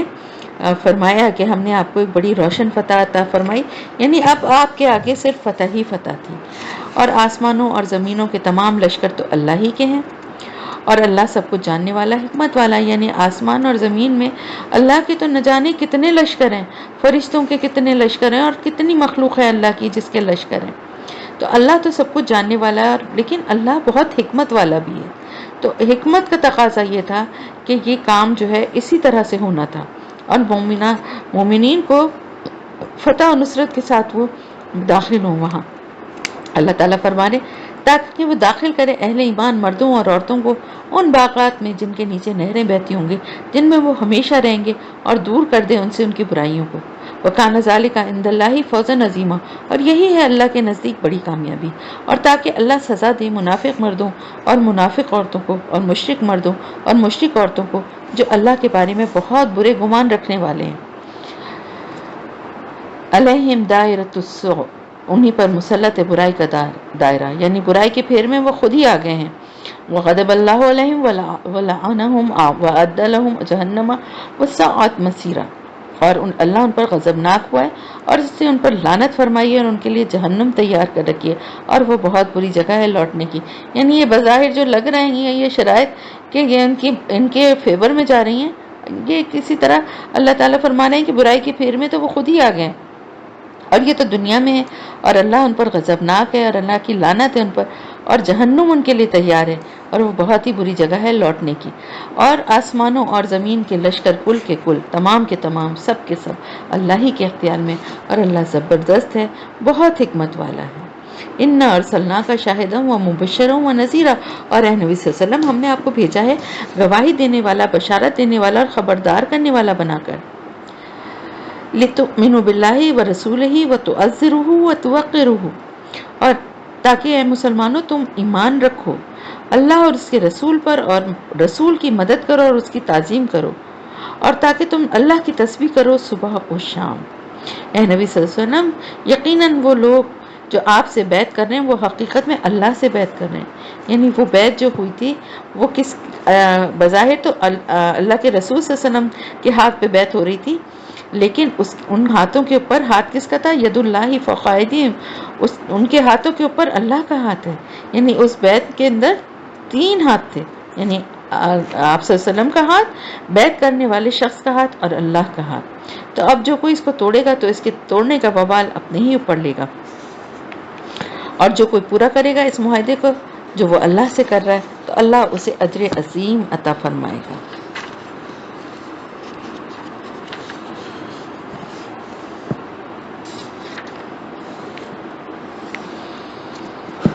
ان قریب آپ سے کہیں گے وہ لوگ جو پیچھے رہ جانے والے تھے دیہاتیوں میں سے، یعنی جب آپ سب کو اللہ تعالیٰ آگاہ فرما رہے ہیں کہ آپ کے مدینے پہنچتے ہی ارد گرد کے قبائل کے لوگ جو ہیں، یعنی جو بدو ہیں، وہ آپ کے پاس آ کر عذر پیش کریں گے۔ کیا عذر پیش کریں گے؟ کہ ہم تو بہت مشغول تھے، بہت مصروف تھے ہمارے مال اور ہمارے جو اہل و عیال ہیں ان کی دیکھ بھال میں، چنانچہ آپ ہمارے لیے استغفار کیجئے، کیونکہ آپ صلی اللہ علیہ وسلم نے تمام مسلمانوں پر عمرے کے لیے نکلنا لازم قرار نہیں دیا تھا، لیکن آپ نے اعلان عام کروایا تھا کہ جو کوئی عمرے کے لیے جا سکتا ہے ضرور چلے۔ بہرحال جو لوگ استطاعت کے باوجود آپ کے ساتھ نہیں گئے، یہ ان کی منافقت کا ذکر ہے کہ اب وہ آپ کے سامنے اپنی نام نہاد مصروفیت کے بہانے بنائیں گے۔ یہ لوگ اپنی زبانوں سے وہ کچھ کہہ رہے ہیں جو ان کے دلوں میں نہیں ہے۔ آپ ان سے کہیے کہ کون ہے جو کچھ اختیار رکھتا ہو تمہارے بارے میں اللہ کی طرف سے کچھ بھی، اگر وہ تمہیں نقصان پہنچانے کا ارادہ کرے یا تمہیں نفع پہنچانے کا ارادہ کرے۔ بل کان اللہ بما تعملون خبیرا، بلکہ جو کچھ تم کرتے رہو اللہ سے باخبر ہے۔ اب بتایا جا رہا ہے کہ اصل بات کیا تھی ان کے دل میں، بلکہ تم لوگوں نے یہ گمان کیا کہ اب رسول صلی اللہ علیہ وسلم اور مومنین جو ہیں اپنے گھر والوں کی طرف کبھی لوٹ کر نہیں آئیں گے۔ اب ہوا یہ تھا کہ انہوں نے یہ سوچا تھا کہ یہ لوگ تو پاگل ہو گئے، نعوذ باللہ استغفر اللہ، ان کا دماغ خراب ہو گیا، خود سے چل کے موت کے منہ میں جا رہے ہیں، یعنی وہاں سے تو بھاگ کر یہاں پناہ لینے کے لیے مدینے میں آئے تھے، اور ابھی اتنی بڑی کوئی طاقت بھی نہیں بنے، اور دوبارہ جا رہے ہیں انہی کے پاس قریش مکہ، وہ تو انہیں اب جیتے جی کبھی واپس آنے ہی نہیں دیں گے، تو یہ تو موت کے منہ میں جا رہے ہیں، ہم کیوں جائیں؟ اور یہ بات تمہارے دلوں میں خوشنما بنا دی گئی اور تم نے بہت برا گمان کیا، اور تم ہو ہی تباہ ہونے والے لوگ۔ اور جو کوئی اللہ اور اس کے رسول پر ایمان نہ رکھے تو ہم نے ان کافروں کے لیے جہنم تیار کر رکھی ہے، اور آسمانوں اور زمین کی بادشاہی اللہ ہی کے لیے، وہ بخشے گا جس کو چاہے گا اور عذاب دے گا جس کو چاہے گا، اور اللہ بہت بخشنے والا نہایت رحم کرنے والا ہے۔ سَيَقُولُ الْمُخَلَّفُونَ إِذَا انطَلَقْتُمْ إِلَىٰ مَغَانِمَ لِتَأْخُذُوهَا وَذَرُونَا نَتَّبِعْكُمْ، اور اے مسلمانوں القریب یہی پیچھے رہنے والے کہیں گے جب تم غنیمتیں حاصل کرنے کے لیے جاؤ گے، یعنی جب فتح ہوگی تمہیں اور تم غنیمتیں حاصل کرنے کے لیے جاؤ گے تو کہیں گے ہمیں بھی اجازت دیجیے، ہم بھی آپ کے ساتھ چلیں۔ یعنی جہاں پہ مالی تمہیں انہیں فائدے کی امید ہوگی، وہاں پر یہ منافقین تمہارے ساتھ جانے کے لیے اجازت مانگیں۔ یہ چاہتے ہیں کہ اللہ کے کلام کو تبدیل کر دیں۔ آپ کہیے کہ تم ہرگز ہمارے ساتھ نہیں جاؤ گے، یہ بات اللہ پہلے ہی فرما چکا ہے۔ فَسَيَقُولُونَ بَلْ تَحْسُدُونَنَا، اس پر وہ کہیں گے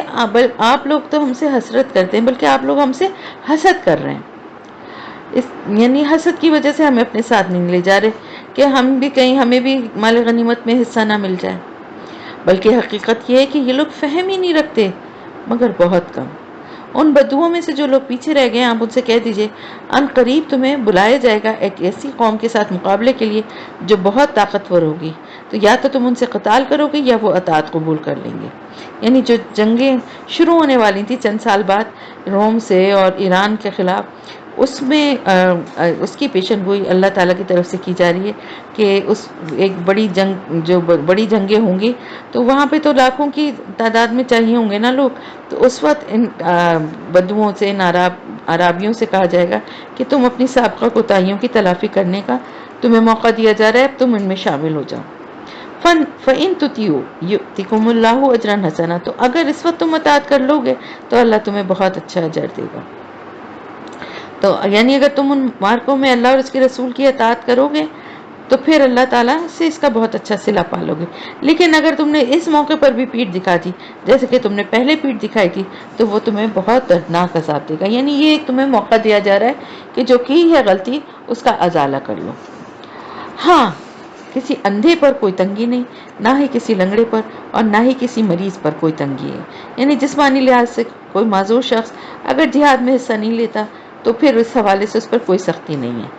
مَن یُطِعِ اللَّهَ وَرَسُولَهُ يُدْخِلْهُ جَنَّاتٍ تَجْرِی مِن تَحْتِھَا الْأَنْہَارُ، اور جو اللہ اور اس کے رسول کی اطاعت کرے گا تو وہ داخل کرے گا اس کو ان باغات میں جن کے نیچے نہریں بہتی ہوں گی۔ وَمَن یَتَوَلَّ یُعَذِّبْهُ عَذَابًا عَلِیمًا، اور جو کوئی پیٹھ پھیر لے گا تو اسے وہ ایک دردناک عذاب سے دوچار کرے گا۔ لَقَدْ رَضِیَ اللَّهُ عَنِ الْمُؤْمِنِینَ اِذْ یُبَایِعُونَکَ تَحْتَ الشَّجَرَةِ فَعَلِمَ مَا فِی قُلُوبِہِم، اللہ راضی ہو گیا اہل ایمان سے جبکہ وہ آپ سے بیعت کر رہے تھے درخت کے نیچے، تو اللہ کے علم میں تھا جو کچھ ان کے دلوں میں تھا۔ یہ کون سی بیعت کی بات ہے؟ بیعت رضوان۔ یعنی بیعت کے وقت تو ان کے دل میں ذوق شہادت اور جوش جہاد تھا نا۔ صلح کی بات چیت تو ان کی بیعت کے بعد شروع ہوئی تھی، انہوں نے تو اس وقت اپنی جانوں کے اوپر بیعت کر لی تھی نا کہ جہاں جس طرح سے بھی ہوگا اللہ کے رسول کا ساتھ دیں گے اور اپنی جانوں کی پرواہ نہیں کریں گے۔ تو اللہ نے ان پر سکینت نازل کر دی اور انہیں بدلے میں ایک قریبی فتح بخشی۔ یہ اشارہ ہے فتح خیبر کی طرف جو حدیبیہ سے واپسی کے بعد جلد ہی ظہور میں آ گئی تھی۔ اور ان الفاظ میں یہ بھی ہدایت ہے کہ یہ انعام انہی لوگوں کے لیے مخصوص تھا جو بیعت رضوان میں شریک تھے۔ تو چنانچہ آپ صلی اللہ علیہ وسلم نے جب خیبر پر چڑھائی کی تو آپ نے صرف انہی اصحاب کو ساتھ لیا تھا اور بہت سے اموال غنیمت جو وہ حاصل کریں گے، اور اللہ زبردست حکمت والا ہے۔ اور اے مسلمانوں، اللہ تم سے وعدہ کرتا ہے بہت سے اموال غنیمت کا جنہیں تم حاصل کرو گے، بس یہ فتح تو اس نے تمہیں فوری طور پر عطا کر دی ہے۔ اس سے مراد صلح حدیبیہ ہے۔ اور اس نے روک لیا لوگوں کے ہاتھوں کو تم سے۔ ظاہر ہے اگر جنگ ہوتی تو قریش اپنی پوری طاقت کا مظاہرہ کرتے، کچھ نہ کچھ نقصان مسلمانوں کا بھی ہوتا، تاکہ یہ اہل ایمان کے لیے ایک نشانی بن جائے اور وہ تمہاری رہنمائی فرمائے سیدھے راستے کی طرف۔ وَأُخْرَىٰ لَمْ تَقْدِرُوا عَلَیْہَا قَدْ أَحَاطَ اللَّهُ بِہَا، اور کچھ اور بھی ہیں، یعنی کچھ اور بھی فتوحات ہیں جن پر ابھی تمہیں قدرت حاصل نہیں ہوئی، اللہ ان کا بھی احاطہ کیے ہوئے۔ یعنی اس کے فوراً بعد خیبر کی فتح تو حاصل ہوگی، لیکن اس کے بعد مکہ بھی فتح ہو جائے گا، اور پھر سرزمین عرب سے باہر بھی بہت سی فتوحات ہیں جو اللہ نے تمہارے لیے گھیر کے رکھی ہیں۔ وَكَانَ اللَّهُ عَلَىٰ كُلِّ شَيْءٍ قَدِيرٌ، اور اللہ ہر چیز پر قادر ہے۔ اور اگر یہ کافر تم سے جنگ کرتے تو لازماً پیٹ پھیر جاتے، اور پھر وہ نہ پاتے اپنے لیے کوئی حمایتی اور نہ کوئی مددگار۔ سنت اللہ التی قد خلت من قبل، اور یہ اللہ کا وہ دستور ہے، یہ اللہ کی وہ سنت ہے جو پہلے سے چلی آ رہی ہے۔ یعنی اللہ کا یہ قانون ہے کہ اللہ تعالی ہمیشہ اپنے رسولوں اور اہل ایمان جو اللہ کے جو بندے ہوتے ہیں، جو رسول کے ساتھی ہوتے ہیں، اللہ ان کی مدد کرتا ہے۔ چنانچہ اگر قریش اس موقع پر آپ کے ساتھ جنگ کرتے تو اللہ اپنی سنت کے مطابق آپ لوگوں کی مدد کرتا، اور ایسی صورت میں انہیں پیٹھ دکھانا پڑتی اور شکست ان کا مقدر بنتی۔ وَلَن تَجِدَ لِسُنَّتِ اللَّهِ تَبْدِيلًا، اور تم ہرگز نہیں پاؤ گے اللہ کے قانون میں کوئی تبدیلی۔ اور وہی ہے جس نے روک دیا ان کے ہاتھ تمہاری طرف بڑھنے سے اور تمہارے ہاتھ ان کی طرف بڑھنے سے مکے کی وادی میں، اس کے بعد کہ اس نے تمہیں ان پر فتح دے دی تھی۔ یعنی اللہ تعالیٰ کی طرف سے قریش مکہ کے حوصلے پست کر دیے گئے،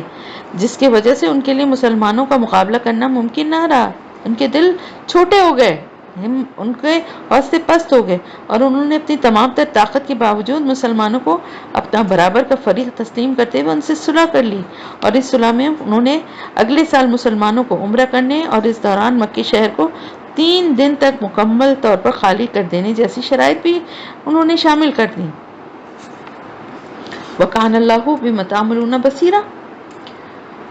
اور جو کچھ تم لوگ کر رہے ہو اللہ اسے دیکھ رہا ہے۔ وہی لوگ ہیں جنہوں نے کفر کیا اور تمہیں روکے رکھا مسجد حرام تک جانے سے، اور قربانی کے جانور بھی روکے گئے اپنی جگہ پہنچنے سے۔ یعنی جرائم ہیں جن کا ارتکاب قریش مکہ نے اس پورے واقعے کے دوران کیا تھا کہ مسلمان حالت احرام میں ہوتے ہوئے بھی بیت اللہ کے طواف سے ان کو روک دیا گیا، اور قربانی کے جانوروں کو بھی قربان گاہوں تک نہ پہنچنے دیا۔ اللہ تعالیٰ کے اس فیصلے میں جو حکمت تھی اس کا اب ذکر ہو رہا۔ اگر یہ نہ ہوتے، یعنی ایسا نہ کیا ہوتا کہ مکے میں ایسے مومن مرد اور مومن عورتیں ہوتی جنہیں تم جانتے تھے اور جنہیں تم نہیں جانتے تھے، اندیشہ تھا کہ تم لوگ انہیں بھی کچل دیتے، تو ان کے بارے میں تم پر الزام آتا بے خبری میں اگر جنگ نہ روکی جاتی۔ یعنی عین موقع پر جنگ کو روکنے میں اللہ کی کیا حکمت پوشیدہ تھی کہ اس وقت تک مکے میں بہت سے ایسے اہل ایمان افراد موجود تھے جو کسی نہ کسی وجہ سے ہجرت نہیں کر سکے تھے۔ ان میں ضعیف بھی تھے، مریض بھی تھے، عورتیں بھی تھیں۔ تو اللہ تعالیٰ فرما رہے ہیں کہ اگر یہ جنگ ہوتی تو پھر یہ بے گناہ لوگ بھی اس میں پس جاتے، اور پھر مسلمانوں پر الٹا الزام آتا ان کے بارے میں کہ انہوں نے اپنے ہی اہل ایمان ساتھیوں کو قتل کر دیا۔ اس لیے اللہ نے اس ممکنہ جنگ کو روک دیا اور مسلمان کو بغیر لڑے صلح کی شکل میں فتح دے دی۔ تو جنگ اس لیے روکی گئی تاکہ اللہ داخل کرے اپنی رحمت میں جس کو چاہے، اور اگر وہ اہل ایمان علیحدہ ہو چکے ہوتے تو ان اہل مکہ میں سے جو کافر تھے ان کو ہم ایک دردناک عذاب کا مزہ چکھاتے۔ یعنی وہ کمزور ضعیف جو عورتیں یا معذور جو وہاں پہ اہل ایمان ابھی موجود تھے، اگر وہ اس وقت تک مکے سے نکل چکے ہوتے تو اللہ تعالیٰ فرمانے پھر ہم یہ جنگ ہونے دیتے اور مسلمانوں کے ہاتھوں قریش مکہ کو بدترین سزا دلواتے۔ جب ان کافروں نے اپنے دل میں حمیت بٹھا لی، جہالت کی حمیت یعنی تعصب اور آبا پرستی، قوم پرستی، یہ اس تعصب کی بنا پر ہی انہوں نے یہ فیصلہ کیا تھا نا کہ ان لوگوں کو عمرہ کرنے کی اجازت نہیں دیں گے جو اپنے باپ دادا کے دین سے پھر کر بے دین ہو چکے ہیں۔ تو یہ ان کی سراسر جو ہے نا جاہلیت کی حمیت تھی۔ فانزل اللہ سکینتہ علی رسولہ وعلی المؤمنین، تو اللہ نے سکینت نازل کر دی اپنے رسول پر اور اہل ایمان پر، یعنی ان کے دلوں کو سکون دیا، ان کو مطمئن کر دیا۔ جو دکھ ہو رہا تھا ان کو، جو ان کو تکلیف پہنچی تھی، اللہ نے اس کا مداوع کرنے کے لیے ان کے دلوں پر سکینت نازل کی، اور اس نے لازم کر دیا ان پر تقویٰ کی بات کو، اور اس کے زیادہ خطات بھی ہیں اور اس کے حل بھی ہیں۔ وَكَانَ اللَّهُ بِكُلِّ شَيْءٍ عَلِيمًا، اور اللہ ہر چیز کا علم رکھتا ہے۔ لقد صدق اللہ رسولہ الرؤیا بالحق، اللہ نے اپنے رسول کو بالکل سچ خواب دکھایا تھا حق کے ساتھ، یعنی یہ وہی خواب تھا جس کی بنیاد پہ آپ صلی اللہ علیہ وسلم نے عمرے کا قصد فرمایا تھا اور مسلمانوں کو ساتھ چلنے کی ترغیب دی تھی۔ اس لیے یہ وضاحت ضروری ہے کہ کسی کے ذہن میں یہ شبہ نہ ہو کہ نعوذ باللہ آپ صلی اللہ علیہ وسلم کا خواب سچا نہیں تھا۔ تو آپ صلی اللہ علیہ وسلم سے جب یہ سوال کیا گیا تو آپ نے فرمایا میں نے تو یہ کہا تھا کہ ہم عمرہ کریں گے، لیکن یہ تو نہیں کہا تھا کہ ضرور اسی سال کریں گے۔ تو بات یہ تھی کہ اس میں پیش کی خبر دی جا رہی ہے کہ تم لوگ اللہ کے رسول صلی اللہ علیہ وسلم کے خواب کے مطابق عمرہ ضرور ادا کرو گے، اور اگلے سال آپ نے مسلمانوں کے ہمراہ عمرہ کیا۔ لَتَدْخُلُنَّ الْمَسْجِدَ الْحَرَامَ انشاءاللہ آمنین، اور اے مسلمانوں تم ضرور داخل ہوگے مسجد الحرام میں انشاءاللہ پورے امن کے ساتھ، اپنے سروں کو منڈاتے ہوئے اور بالوں کو ترشواتے ہوئے۔ اس وقت تمہیں کوئی اندیشہ نہیں ہوگا۔ اور اگلے سال یہ پیشن گوئی حرف بحرف سچ ثابت ہوئی، اگلے سال جب مسلمان عمرہ کرنے کے لیے مکے میں داخل ہوئے تو پورا شہر خالی تھا۔ قریش اپنے گھروں کو چھوڑ کر 3 دن کے لیے پہاڑوں پر چلے گئے تھے۔ ان 3 دن میں مسلمان مکے میں مقیم رہے اور انہوں نے پورے اطمینان سے عمرہ ادا کیا۔ تو اللہ وہ کچھ جانتا ہے تم نہیں جانتے، اس کے علاوہ اس نے تمہارے لیے قریب کی فتح بھی رکھی ہے۔ اس سے مراد فتح خیبر ہے، یعنی تو اللہ کو تو سب کچھ معلوم ہے نا، تم کو نہیں معلوم ہے، تمہیں نہیں پتا کہ اللہ نے کس حساب سے، اللہ کی حکمت ہے نا کہ اس نے کیا فیصلہ کیا ہوا ہے اور کس چیز میں تمہاری زیادہ بھلائی ہے۔ وہی ہے جس نے بھیجا اپنے رسول کو الہدا اور دین حق دے کر، یعنی ہدایت اور دین حق دے کر، تاکہ وہ غالب کر دے اسے تمام کے تمام سارے کے سارے نظام زندگی پر۔ وکفیٰ باللہ شہیدہ، اور کافی ہے اللہ مددگار کے طور پر۔ اور محمد صلی اللہ علیہ وسلم اللہ کے رسول ہیں، اور جو ان کے ساتھ ہیں وہ کافروں پر بہت بھاری ہیں اور آپس میں بہت رحم دل ہیں۔ یعنی کافروں کے اوپر تو وہ سخت ہیں، لیکن آپس میں ایک دوسرے کے لیے بہت نرم ہیں، وہ ایک دوسرے سے بڑی دل میں نرمی اور محبت رکھتے ہیں۔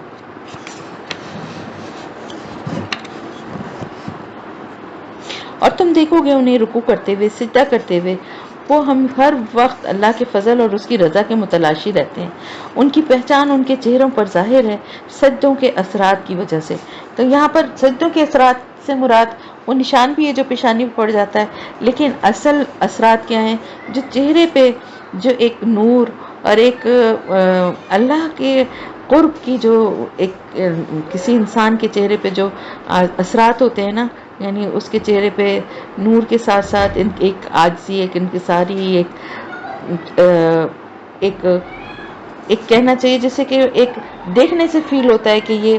اللہ کا ایک کوئی نیک بندہ ہے، اس کے ذات سے، اس کے چہرے سے ظاہر ہو رہا ہوتا ہے، جھلک رہا ہوتا ہے کہ اس کے سجدوں کے آثار جو ہیں اس کی شخصیت اور اس کے چہرے پہ ظاہر ہوتے ہیں۔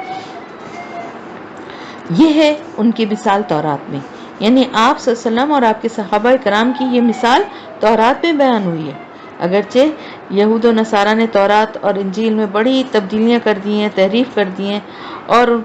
یہ ساری پیشن گوئیاں جو ان کو مسخ کر دیا ہے، لیکن آج بھی تورات اور انجیل دونوں میں ایسی چیزیں موجود ہیں جن کے جو نشانیوں سے جو کہ آپ صلی اللہ علیہ وسلم کے علاوہ اور کوئی نہیں ہو سکتا، جس میں سے ایک کتاب جو ان کی کتاب استثناء ہے، اس کی ایک آیت ملاحظہ ہو کہ خداوند سینا سے آیا اور سعیر سے ان پر طلوع ہوا، فاران کے پہاڑ سے وہ جلوہ گر ہوا، 10,000 قدوسیوں کے ساتھ آیا، اور اس کے داہنے ہاتھ میں ایک آتشی شریعت ان کے لیے تھی۔ اور انجیل میں ان کی مثال یوں ہے کہ جیسے ایک کھیتی ہو جس نے نکالی اپنی کوپل، پھر اس کو تقویت دی، پھر وہ سخت ہوئی اور پھر وہ اپنے تنے پہ کھڑی ہوئی۔ یہ کاشتکار کو بڑی بھلی لگتی ہے۔ یہ کھیتی کی مثال ہے، بیج کو جب زمین میں دبایا جاتا ہے تو کس طرح سے چھوٹی سی کوپل ہوتی ہے، پھر وہ بڑھتی ہے۔ تو جب ایک کھیتی کے تمام پودے پورے اپنے جوبن پر ہوں، فصل خوب لہلہا رہی ہو، تو اسے دیکھ کر کاشتکار کا دل بھی خوشی سے جھوم اٹھتا ہے تاکہ ان سے کافروں کے دل چلائے۔ تو اس آخری جملے سے یہ بات بتا دی گئی ہے کہ یہ مثال یا تشبیہ جو دی جا رہی ہے، اس میں جس کھیتی کی بات ہو رہی ہے وہ دراصل صحابہ کرام کی جماعت ہے، اور اس کھیتی کے کاشتکار آپ صلی اللہ علیہ وسلم خود ہیں۔ وعد اللہ الذین آمنوا وعملوا الصالحات منهم مغفرۃ واجرا عظیما، اور اللہ نے وعدہ کیا ان لوگوں سے جو ان میں سے ایمان لائے اور انہوں نے نیک اعمال کیے، مغفرت اور اجر عظیم کا۔ سورہ حجرات۔ سورہ حجرات میں سب سے پہلے ادب کا طریقہ، آپ صلی اللہ علیہ وسلم کی تعظیم و توقیر کس طرح کرنی چاہیے، اس کے طریقے اور آداب بتائے ہیں۔ بسم اللہ الرحمن الرحیم۔ یا ایھا الذین آمنوا لا تقدموا بین یدی اللہ ورسولہ واتقوا اللہ ان اللہ سمیع علیم۔ اے مومنین، اے ایمان والو، آگے بڑھو، مت آگے بڑھو، یا لا تقدموا، نہ آگے بڑھو اللہ اور اس کے رسول سے، اور اللہ کا تقوی اختیار کرو، یقیناً اللہ سب کچھ سننے والا، سب کچھ جاننے والا ہے۔ یعنی اللہ اور اس کے رسول کی بات کے آگے اپنی بات کو مت لے کر آؤ، اور اللہ سے کا خوف دل میں رکھو، اللہ سب کچھ سننے اور جاننے والا ہے۔ اے ایمان والو، اپنی آواز کبھی بلند نہ کرنا آپ صلی اللہ علیہ وسلم کی آواز پر، اور نہ انہیں اس طرح آواز دے کر پکارنا جس طرح تم آپس میں ایک دوسرے کو بلند آواز سے پکارتے ہو۔ ان تحبط اعمالکم وانتم لا تشعرون، مبادہ تمہارے سارے اعمال ضائع ہو جائیں اور تمہیں خبر بھی نہ ہو۔ یعنی آپ صلی اللہ علیہ وسلم کی تعظیم و توقیر کا معاملہ بہت نازک اور حساس ہے، اور اس معاملے میں ہمیشہ بہت ہوشیار رہنے کی ضرورت ہے۔ کہیں ایسا نہ ہو کہ آپ صلی اللہ علیہ وسلم کی شان میں کوئی معمولی سی بے ادبی تم میں سے کسی سے ہو جائے اور اس کے تمام نیک اعمال ضائع ہو جائیں، اور وہ یہ سوچتا رہے، اسی گمان میں رہے کہ میں تو بڑا پکا اور سچا مسلمان ہوں، گناہوں سے بچ کے رہتا ہوں، کوئی بڑا گناہ میں نے نہیں کیا، کوئی چوری نہیں کی، ڈاکہ نہیں ڈالا، زنا کے بارے کبھی اس کے قریب بھی نہیں پھٹکا۔ لیکن آپ صلی اللہ علیہ وسلم کی نافرمانی یا آپ صلی اللہ علیہ وسلم کی عزت و توقیر کے خلاف کوئی بات کرنا اتنا بڑا گناہ ہے جو تمام اعمال کو، نیک اعمال کو ضائع کرنے والا ہے۔ تو آپ صلی اللہ علیہ وسلم کی زندگی میں بھی اور آپ صلی اللہ علیہ وسلم کے انتقال کے بعد بھی، روزہ رسول پہ بھی اور کسی بھی جگہ یہ آداب جو ہے نا یہ یاد رکھنے چاہیے کہ آواز اونچی زور سے نہ ہو اور شور نہ ہو، اور اس طرح سے نہ پکارا جائے جس میں بے ادبی کا شائبہ ہو آپ صلی اللہ علیہ وسلم کو۔ بے شک وہ لوگ جو اپنی آوازوں کو پست رکھتے ہیں اللہ کے رسول کے سامنے، یہی لوگ ہیں جن کے دلوں کو اللہ نے پرکھ لیا ہے، چن لیا ہے تقوی کے لیے۔ لہم مغفرت و اجر عظیم، ان کے لیے مغفرت بھی ہے اور بہت بڑا اجر بھی۔ یعنی بہت صحابہ کرام اس بات کے بعد تو اتنا ڈر گئے تھے اس آیت کے تمام اعمال تمہارے ضائع نہ ہو جائیں کہ زبان ہی نہیں کھولتے تھے، چپ رہتے تھے کہ کہیں ایسی کوئی بات آواز ہماری ایسے نہ نکلے کہ کوئی زور کی آواز ہو یا کوئی ہم کوئی ایسی بات پوچھ لیں جو آپ صلی اللہ علیہ وسلم کو ناگوار گزرے۔ بے شک وہ لوگ جو آپ کو پکارتے ہیں حجروں کے پیچھے سے، ان میں سے اکثر وہ ہیں جو عقل نہیں رکھتے، تو اکثر ان میں سے وہ لوگ تھے جو بدو قسم کے لوگ ہوتے تھے، اور وہ باہر کھڑے ہو کر آپ کو آوازیں دینا شروع کر دیتے، یا محمد اخرج الینا، کیا؟ تو وہ آپ صلی اللہ علیہ وسلم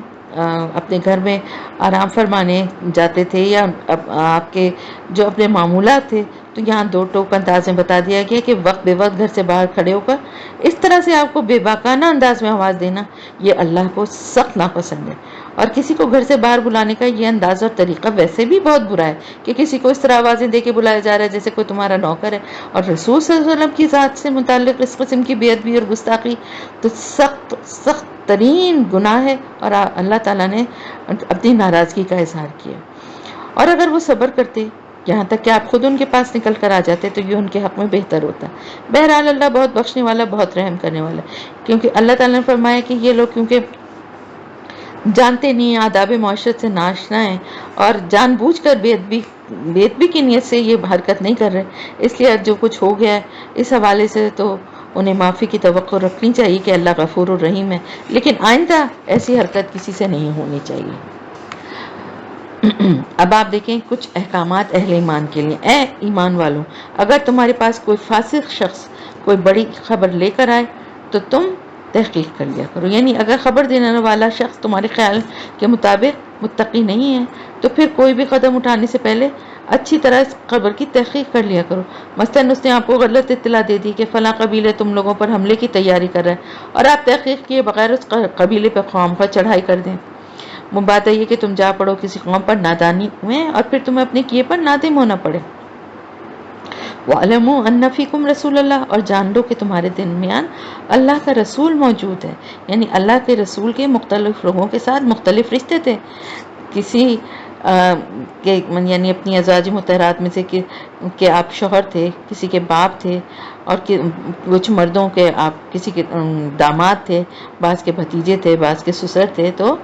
اللہ تعالیٰ نے فرمایا ہے، بہت یعنی متنبہ کیا ہے کہ کوئی یہ حقیقت ہرگز نہ بھولے کہ محمد بن عبداللہ صلی اللہ علیہ وسلم جو تمہارے درمیان موجود ہیں یہ کوئی عام آدمی ہیں، یہ اللہ کے رسول ہیں، لہٰذا رشتے اپنی جگہ پر ہیں لیکن ان کی یہ حیثیت ہر حال میں مقدم رہنی چاہیے۔ اگر وہ تمہارا کہنا مانا کریں اکثر معاملات میں تو تم لوگ مشکل میں پڑ جاؤ گے، چنانچہ تمہارا یہ فرض ہے کہ تم ہر معاملے میں رسول صلی اللہ علیہ وسلم کی مرضی اور منشا کو پیش نظر رکھا کرو، ان سے یہ توقع نہ رکھو کہ وہ فیصلے کرتے ہوئے تم لوگوں کی مرضی کا خیال رکھیں، اور لیکن اللہ نے تمہارے نزدیک ایمان کو بہت محبوب بنا دیا ہے اور اسے تمہارے دلوں کے اندر تک اتار دیا ہے، اور اس نے تمہارے نزدیک بہت ناپسندیدہ بنا دیا ہے کفر کو، فسق کو یعنی گناہوں کو، اور نافرمانی کو۔ یہی لوگ ہیں جو سیدھے راستے پہ، یعنی صحابہ کرام کے بارے میں اللہ تعالیٰ فرمانے فضلا من اللہ و نعمہ، واللہ علیم حکیم، اللہ کی طرف سے بہت بڑے فضل اور انعام کی بنا پر، اور اللہ ہر چیز کا علم رکھنے والا ہے اور بہت حکمت والا ہے۔ پھر دوسرا حکم ہے، اگر ایمان والوں میں، اہل ایمان میں سے دو گروہ آپس میں لڑ پڑیں تو ان کے درمیان صلح کرا دیا کرو، یعنی اور ہوا نہ دیا کرو، دونوں کو بھڑکا کے اور معاملے کو خراب نہ کیا کرو، بلکہ کوشش کیا کرو کہ آپس میں صلح کروا دو۔ اور پھر اگر ان میں سے ایک فریق دوسرے پر زیادتی کر رہا ہو تو تم جنگ کرو اس کے ساتھ جو زیادتی کر رہا ہے، یعنی جو زیادتی کر رہا ہے اس کے خلاف جس کے اوپر زیادتی ہو رہی ہے اس کا ساتھ دو۔ تو اس صورت میں سب کی کیا ذمہ داری ہے ہر مسلمان کی، کہ وہ زیادتی کرنے والے فریق کے خلاف اپنی پوری طاقت استعمال کرے۔ کب تک؟ یہاں تک کہ وہ لوٹ آئے اللہ کے حکم کی طرف، یعنی اس کی اصلاح ہو جائے، اس کو وہ جو اپنی غلطی کا اس کو احساس ہو جائے اور وہ اللہ کے حکم کی طرف پلٹ آئے۔ پھر اگر وہ لوٹ آئے تو ان دونوں کے درمیان صلح کرا دو عدل کے ساتھ، اور دیکھو انصاف کرنا، بے شک انصاف کرنے والوں کو اللہ تعالیٰ محبوب رکھتا ہے۔ یعنی ایسا نہ ہو کہ زیادتی کرنے والے فریق کے خلاف طاقت کے استعمال کے دوران تم لوگ انصاف کا دامن ہاتھ سے چھوڑ بیٹھو۔ تو ظاہر ہے ایک زیادتی کو روکنے کے لیے کسی دوسری زیادتی کی اجازت تو نہیں دی جا سکتی نا۔ انما المؤمنون اخوۃ فاصلحوا بین اخویکم، یقیناً تمام اہل ایمان آپس میں بھائی بھائی ہیں، بس اپنے دو بھائیوں کے درمیان صلح کرا دیا کرو۔ واتقوا اللہ لعلکم ترحمون، اور اللہ کا تقوی اختیار کرو تاکہ تم پر رحم کیا جائے۔ یا ایھا الذین آمنوا لا یسخر قوم من قوم عسى ان یکونوا خیرا منهم، اے ایمان والو، تم میں سے کوئی گروہ دوسرے گروہ کا مذاق نہ اڑائے، ہو سکتا ہے کہ وہ ان سے بہتر ہو۔ یعنی بظاہر آپ کو کسی شخص کی میں ظاہری طور پہ کوئی عیب نظر آ رہا ہے اور آپ کو وہ لگ رہا ہے کہ یہ بہت بڑا عیب ہے، لیکن کیا پتہ کہ اس کے دل کا تقویٰ تمہارے دل کے تقوی کے مقابلے میں کہیں زیادہ بڑھا ہو، یا وہ تم سے کہیں بڑھ کر اللہ اور اس کے رسول سے محبت رکھتا ہو اور ان کی اطاعت کرنے والا ہو۔ اور اسی طرح عورتیں بھی دوسری عورتوں کا مذاق نہ اڑائیں، ہو سکتا ہے وہ ان سے بہتر ہو۔ سیم یہاں پہ بھی وہی بات، خاص طور سے کسی کی ظاہری جسمانی ساخت، کسی کے رنگ کا، کہ اس کو کالا کہنا، یا کسی کی ناک موٹی ہے، یا کہ کوئی خود موٹا ہے، یا کوئی آنکھیں چھوٹی ہیں، یا کوئی بھی چیز ہے، اس کا مذاق اڑانا بہت ہی برا ہے اور بہت تکلیف دہ ہے، جس سے ظاہر اس انسان کو تو تکلیف ہوتی ہی ہے، اور پتہ نہیں وہ اللہ کے کتنے نزدیک ہو، کتنا نیک ہو، یا نہ بھی ہو اگر، تو پھر بھی اللہ کی تخلیق ہے، اللہ کی مخلوق ہے، اس کا مذاق اڑانا در حقیقت کس کا مذاق اڑانا ہوا؟ خالق کا مذاق اڑانا نعوذ باللہ ہوا نا، بنانے والے کا۔ اور اپنے آپ کو عیب مت لگاؤ، وَلَا تَلْمِزُوا أَنفُسَكُمْ، اپنے آپ اوپر عیب مت لگاؤ۔ اپنے اوپر عیب کون لگائے گا؟ لیکن یہ کتنا پیارا انداز ہے یہ سمجھانے کا کہ اگر تم اپنے بھائی بندوں میں سے کسی پر عیب لگا رہے ہو تو یہ بالکل ایسا ہی ہے جیسے اپنے اوپر عیب لگا رہے ہو، کیونکہ وہ تمہاری ہی ملت کا ایک فرد ہے، اور اس پر عیب لگانا اپنے ہی کو عیب لگانے کے مترادف ہے۔ وَلَا تَنَابَزُوا بِالْأَلْقَابِ، اور نہ آپس میں ایک دوسرے کے چڑھانے والے نام رکھو۔ یہ تیسرا حکم ہے کہ کسی فرد یا کسی گروہ کے اصل نام کو چھوڑ کر اس کے لیے کوئی ایسا نام نہ رکھ لو جو اسے پسند نہ ہو، یہ مذموم اور ناپسندیدہ حرکت ہے۔ ایمان کے بعد تو برائی کا نام بھی برا ہے، تو تم تو وہ لوگ ہیں جن کے دل ایمان کے نور سے منور ہو چکے ہیں، تو یہ بڑی فضیلت ہے جس سے اللہ نے تم لوگوں کو نوازا ہے۔ تو ایسے اعلیٰ مقام و مرتبے پر فائز ہو جانے کے بعد ایسی گھٹیا حرکتوں کا ارتکاب اب تمہارے شایان نشان نہیں۔ وَمَن لَمْ يَتُبْ فَأُولَٰئِكَ هُمُ الظَّالِمُونَ، اور جو باز نہیں آئیں گے وہی تو ظالم ہیں۔ اب یہ جن تین برائیوں کا ذکر ہوا ہے ان کا ارتکاب عام طور سے دوسرے فریق کے سامنے کیا جاتا ہے نا۔ اب آگے جو گناہ آ رہے ہیں تین ایسے جن سے بچنے کا حکم دیا جا رہا ہے جو کسی فرد کے پیٹ پیچھے کیے جاتے ہیں۔ یا ایھا الذین آمنوا اجتنبوا کثیرا من الظن ان بعض الظن اثم، اے اہل ایمان زیادہ گمان کرنے سے بچو، بے شک بعض گمان جو ہیں وہ گناہ ہوتے ہیں۔ یعنی کسی کے بارے میں خواہ مخواہ کوئی بات اپنی طرف سے فرض کر لی، یا کسی کی سنی سنائی بات کو بنیاد بنا کر کوئی برا گمان اپنے دل میں بٹھا لیا، منفی رائے قائم کر لی اور دوسروں کے سے بھی اس کا ذکر کر دیا، یہ ایسی گمان کو بدگمانی یا سوء ظن کہا جاتا ہے، اور یہ بہتان اور تہمت کے زمرے میں آتا ہے۔ ولا تجسسوا، اور ایک دوسرے کے حالات کی ٹو میں نہ رہا کرو۔ یعنی ہر ایک کے گھریلو معاملات، زندگی کی ذاتی باتیں قریت کر پوچھنا اور جاننے کی کوشش کرنا، کیا معاملہ ہے گھر میں، کیسے ہیں میاں بیوی کے تعلقات، کیسے ہیں ساس بہو کے تعلقات، کیسے ہیں بھائی کے تعلقات، کیسے ہیں یہ کس طرح کے آپس میں جھگڑے تو نہیں ہیں، اگر مشترکہ بزنس ہے تو اس میں کوئی ایک دوسرے کے ساتھ زیادتی تو نہیں ہو رہی، جس سے کہ کسی کو کوئی انٹرسٹ نہیں ہے، ہونا نہیں چاہیے، ہوتا ہے لوگوں کو لیکن ہونا نہیں چاہیے کسی کے گھر کے معاملے، کسی کے بزنس کے معاملے، کسی کے خاندان کے معاملے سے کوئی انٹرسٹ کسی کا ہونا نہیں چاہیے، جتنا کوئی بتاتا ہے اتنا ہی سننا چاہیے، اس سے زیادہ تجسس یا قریت کرنا جو ہے یہ بھی گناہ ہے، اور تم میں سے کوئی دوسرے کی غیبت نہ کرے، یعنی کوئی شخص کسی دوسرے شخص کی غیر حاضری میں اس کی برائی بیان نہ کرے، خواہ وہ برائی اس شخص میں پائی بھی جاتی ہو۔ اللہ کے رسول صلی اللہ علیہ وسلم نے غیبت کی تعریف ان الفاظ میں فرمائی ہے، تمہارے اپنے بھائی کا ذکر اس انداز سے کرنا جسے وہ ناپسند کرے۔ آپ سے پوچھا گیا کہ اگر میرے بھائی میں وہ برائی واقعتاً پائی جاتی ہو جس کا میں ذکر کرتا ہوں پھر بھی یہ غیبت ہے؟ آپ صلی اللہ علیہ وسلم نے ارشاد فرمایا اگر وہ برائی اس میں موجود ہے جس کا تم ذکر کر رہے ہو تبھی تو غیبت ہے، اور اگر وہ برائی اس میں موجود ہی نہیں تب تو تم نے اس پر بہتان لگا دیا ہے،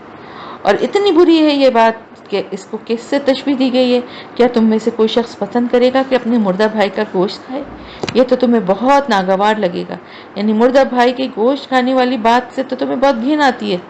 لیکن اگر تم کسی مسلمان بھائی کی غیبت کرتے ہو تو اخلاقی سطح پہ یہ حرکت ایسی ہی ہے جیسے اپنے مردہ بھائی کا گوشت کھا رہے ہو۔ تو دیکھیں اب اگر کسی کے سامنے کسی کے اوپر کوئی عزت پر کوئی ایسی حملہ کرے تو وہ اپنا دفاع کر سکتا ہے نا، کوئی جواب وہ بھی دے سکتا ہے، اپنے تمہارے الزامات کا جواب دے گا، اپنا دفاع کرے گا، لیکن غیر موجودگی میں اسے برا بھلا کہنا ایسے ہی ہے جیسے اس کی لاش آپ کے سامنے ہو اور آپ اس کی بوٹیاں نوچ رہے ہو۔ واتقوا اللہ ان اللہ تواب الرحیم، اور اللہ کا تقوی اختیار کرو، اللہ توبہ کو بہت قبول فرمانے والا اور بہت رحم فرمانے والا ہے۔ اے لوگوں ہم نے تمہیں پیدا کیا ہے ایک مرد اور ایک عورت سے، یعنی مطلب یہ کہ تم چاہے مومن ہو، تم میں سے کوئی مومن ہو، کوئی کافر ہو، کوئی مشرک ہو، لیکن ہو تو تم سب ایک ہی آدم اور حوا کی اولاد سے، اور ہم نے تمہیں مختلف قوموں اور قبیلوں میں تقسیم کر دیا ہے تاکہ تم ایک دوسرے کو پہچان سکو، یعنی قبیلوں میں اور قوموں میں تقسیم اس لیے نہیں کیا ہے کہ اس پہ فخر کرو اور دوسروں کو حقیر اور ذلیل سمجھو، بلکہ پہچان کے لیے کیا ہے کہ پتہ چل سکے کہ یہ رنگ و نسل کا فرق ہے، اقوام و قبائل میں ان کی تقسیم جو ہے باہمی جان پہچان کے لیے، تعارف کے لیے ہے۔ باقی تو اللہ کے رسول صلی اللہ علیہ وسلم نے فرمائی دیا نا کہ کسی کالے کو گورے پر، کسی گورے کو کالے پر، کسی عربی کو اجمی پر، کسی اجمی کو عربی پر کوئی فضیلت نہیں ہے، فضیلت کی بنیاد صرف تقوی ہے، بس اس کے بعد بات ختم ہو گئی۔ ان اکرمکم عند اللہ اتقاکم، یقیناً تم میں سب سے زیادہ عزت والا اللہ کے ہاں وہ ہے جو تم میں سب سے بڑھ کر متقی ہے۔ ان اللہ علیم خبیر، یقیناً اللہ سب کچھ جاننے والا، ہر چیز سے باخبر ہے۔ قالت الاعراب آمنا، یہ بدو کہہ رہے ہیں کہ ہم ایمان لے آئے ہیں۔ قل لم تؤمنوا ولکن قولوا اسلمنا، اے نبی صلی اللہ علیہ وسلم ان سے کہہ دیجئے تم ہرگز ایمان نہیں لائے ہو، بلکہ تم یوں کہو کہ ہم مسلمان یعنی اطاعت گزار ہو گئے ہیں،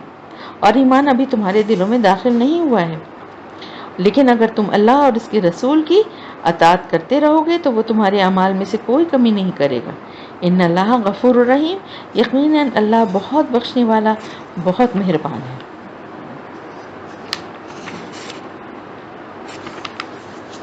انما المؤمنون الذین آمنوا باللہ ورسولہ ثم لم یرتابوا، مومن تو بس وہی ہیں جو ایمان لائے اللہ اور اس کے رسول پر، پھر شک میں ہرگز نہیں پڑے۔ وجاہدوا باموالہم وانفسہم فی سبیل اللہ، اور انہوں نے جہاد کیا اپنے مالوں اور اپنی جانوں کے ساتھ اللہ کی راہ میں۔ اولئک ھم الصادقون، یہی لوگ ہیں وہ جو اپنے ایمان کے دعوے میں سچے ہیں۔ قل اتعلمون اللہ بدینکم، اے نبی صلی اللہ علیہ وسلم ان سے کہہ دیجئے کیا تم اللہ کو بتانا چاہتے ہو، جتانا چاہتے ہو اپنا دین؟ واللہ یعلم ما فی السماوات و ما فی الارض، اور اللہ تو جانتا ہے جو کچھ آسمانوں میں اور جو کچھ زمین میں ہے۔ واللہ بکل شیء علیم، اور اللہ تو ہر چیز کا علم رکھنے والا ہے۔ اے نبی صلی اللہ علیہ وسلم یہ لوگ آپ پر احسان دھر رہے ہیں کہ وہ اسلام لے آئیں، ان سے کہیے کہ مجھ پر اپنے اسلام کا احسان نہ دھرو، بلکہ اللہ تم پر احسان دھرتا ہے کہ اس نے تمہیں ایمان کے راستے پہ ڈال دیا اگر تم سچے ہو، یعنی اگر اللہ نے تمہیں یہ توفیق دے دی ہے کہ تم اسلام لے آئے ہو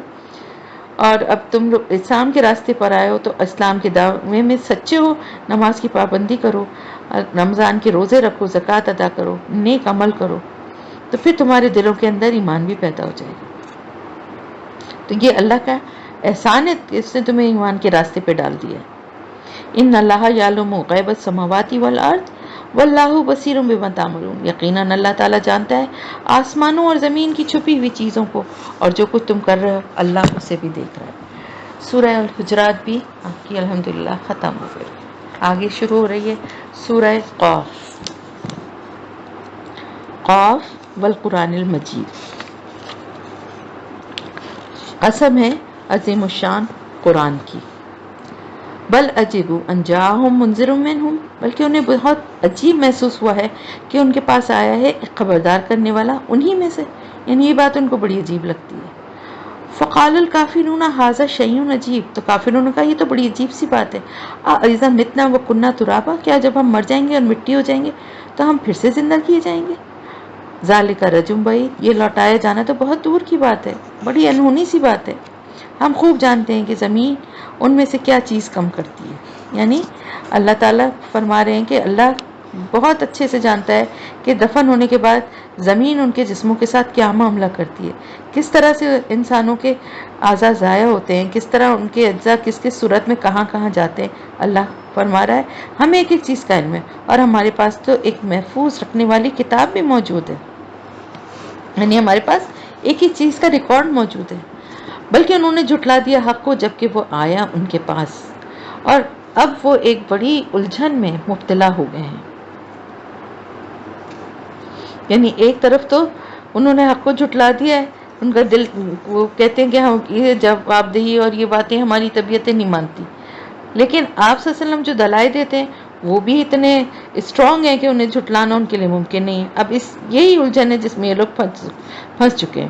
تو کیا انہوں نے دیکھا نہیں آسمان کی طرف کہ جو ان کے اوپر ہے، ہم نے کیسے اسے بنایا اور کیسے اسے مزین کیا ہے، اور اس میں کہیں کوئی رخنہ نہیں ہے۔ والارض مددناها والقینا فیہا رواسیا، اور زمین کو ہم نے پھیلا دیا اور ہم نے اس میں پہاڑوں کو گاڑ دیا ہے۔ وَأَنبَتْنَا فِيهَا مِن كُلِّ زَوْجٍ بَهِيجٍ، اور ہم نے اس میں ہر طرح کی بڑی ہی رونق والی چیزیں جوڑوں کی شکل میں پیدا کر دی ہیں۔ تو یہ اللہ کی نشانیاں ہیں، سمجھانے اور یاد دہانی کرانے کو ہر اس بندے کے لیے جو رجوع کیے ہوئے ہے۔ اور ہم نے آسمان سے اتارا برکت والا پانی، اور تو ہم نے اگایا اس کے ذریعے سے باغات کو اور ان فصلوں کو جو کٹ جاتی ہیں، یعنی جنات سے مراد ہے درختوں کے باغات، اور درختوں کو کاٹا نہیں جاتا، صرف ان کے پھل اتارے جاتے ہیں۔ تو اور پھلے وہ فصلیں کس کی کاٹی جاتی ہیں؟ جو جیسے اناج کی یا گندم کی فصل ہوتی ہے وہ کٹتی ہے۔ اور کھجوروں کے بلند و بالا درخت جن کے خوشے ہیں تہ بتہ، یہ سب رزق بندوں کے لیے، اور اسی پانی سے ہم زندہ کر دیتے ہیں مردہ زمین کو۔ کذالک الخروج، اسی طریقے سے نکلنا ہوگا تمہارا بھی، یعنی جس طرح بارش کے پانی کی وجہ سے خشک اور بنجر زمین سے طرح طرح کی نباتات اگاتی ہیں، اسی طرح تم بھی ہمارے حکم سے زندہ ہو کر زمین سے نکل آؤ گے۔ کذبت قبلہم قوم نوح واصحاب الرس وثمود، جھٹلایا تو ان سے پہلے بھی نوح کی قوم نے، کنویں والوں نے، اور قوم سمود نے۔ وعاد وفرعون واخوان لوط، اور قوم عاد فرعون اور لوط کے بھائیوں نے۔ واصحاب الایکۃ وقوم تبع، اور بن والوں نے اور قوم تبع نے۔ بن والوں سے مراد یہاں اہل مدین ہے، اور تبع میں نے بتایا تھا کہ یمن کے جو بادشاہ ہوتے تھے ان کا لقب تھا۔ کل کذب الرسول فحق وعید، تو ان سب نے رسولوں کو جھٹلایا تو وہ مستحق ہو گئے میری وعید کے، میرے عذاب کے۔ تو کیا ہم پہلی مرتبہ پیدا کر کے عاجز آ گئے؟ کیا یعنی اللہ تعالیٰ فرما رہے کہ لوگ یہ سمجھتے ہیں کہ اب ہم تخلیق نہیں کر سکتے، پہلی دفعہ ہی تخلیق کی تھی، اب ہماری وہ صلاحیتیں ختم ہو چکی ہیں؟ کیا نعوذ باللہ،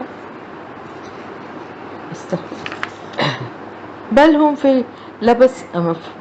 لبس من خلق جدید، بلکہ یہ لوگ شک میں پڑے ہوئے نئی تخلیق سے متعلق، یعنی ہماری تو تخلیق کی قدرت میں کوئی کمی نہیں آئی، یہ ان لوگوں کے ذہنوں کی تنگی ہے جس کی وجہ سے یہ پریشان ہوتے ہیں اور شک میں مبتلا ہیں کہ مرنے کے بعد انہیں کیسے زندہ کیا جائے گا۔ وَلَقَدْ خَلَقْنَا الْإِنسَانَ وَنَعْلَمُ مَا تُوَسْوِسُ بِهِ نَفْسُهُ، اور ہم نے انسان کو پیدا کیا اور ہم خوب جانتے ہیں جو اس کا نفس وسوسے ڈالتا ہے، اور ہم تو اس سے اس کی رگ جان سے بھی زیادہ قریب ہیں، یعنی اتنا قریب ہے اللہ تعالیٰ اپنے بندوں کے ساتھ۔ جبکہ لیتے جاتے ہیں دو لینے والے جو دائیں طرف اور بائیں طرف بیٹھے ہیں، یعنی اللہ تعالیٰ خود بھی ہر جگہ ہر آن موجود ہے۔ اس کے علاوہ اس نے ہر انسان کے دائیں بائیں دو فرشتے بھی مقرر کر چکے ہیں جو اس کے ہر فعل کو اور ہر عمل کو ریکارڈ کر رہے ہیں، اور ان فرشتوں کا نام کرامن کاتبین ہے۔ کرامن کاتبین کا مطلب کیا ہے؟ کرامن معزز، عزت والے، اکرام والے، کاتبین لکھنے والے، یعنی ایک سے زیادہ ہے نا، یہ اور نون کا مطلب کیا ہوتا ہے کہ ایک سے زیادہ، تو معزز لکھنے والے جو ہیں ان فرشتوں کا نام ہے۔ وہ کوئی لفظ بھی نہیں بولتا مگر اس کے پاس ایک مستعد نگران، ایک چوکس، ایک نگران موجود ہوتا ہے، یعنی انسان کوئی لفظ بھی جو اپنی زبان سے بولتا ہے وہ اس کا جو فرشتہ ہے وہ اس کو فوراً ریکارڈ کر لیتا ہے۔ وجاءت سکرۃ الموت بالحق، اور بالآخر موت کی غشی کا وقت، بے ہوشی کا وقت آ پہنچتا ہے حق کے ساتھ، یعنی موت کا آنا تو قطعی اور برحق ہے، اس سے کسی کو انکار نہیں۔ اللہ کے تو منکر بہت ہیں لیکن موت کا منکر کوئی نہیں۔ یہی ہے نا وہ چیز جس سے تو بھاگا کرتا تھا، یعنی اس وقت اس سے کہا جائے گا کہ اسی سے تم بھاگتے تھے۔ وَنُفِخَ فِي الصُّورِ ذَلِكَ يَوْمُ الْوَعِيدِ، اور سور میں پھونکا جائے گا، یہ ہے وعدے کا دن۔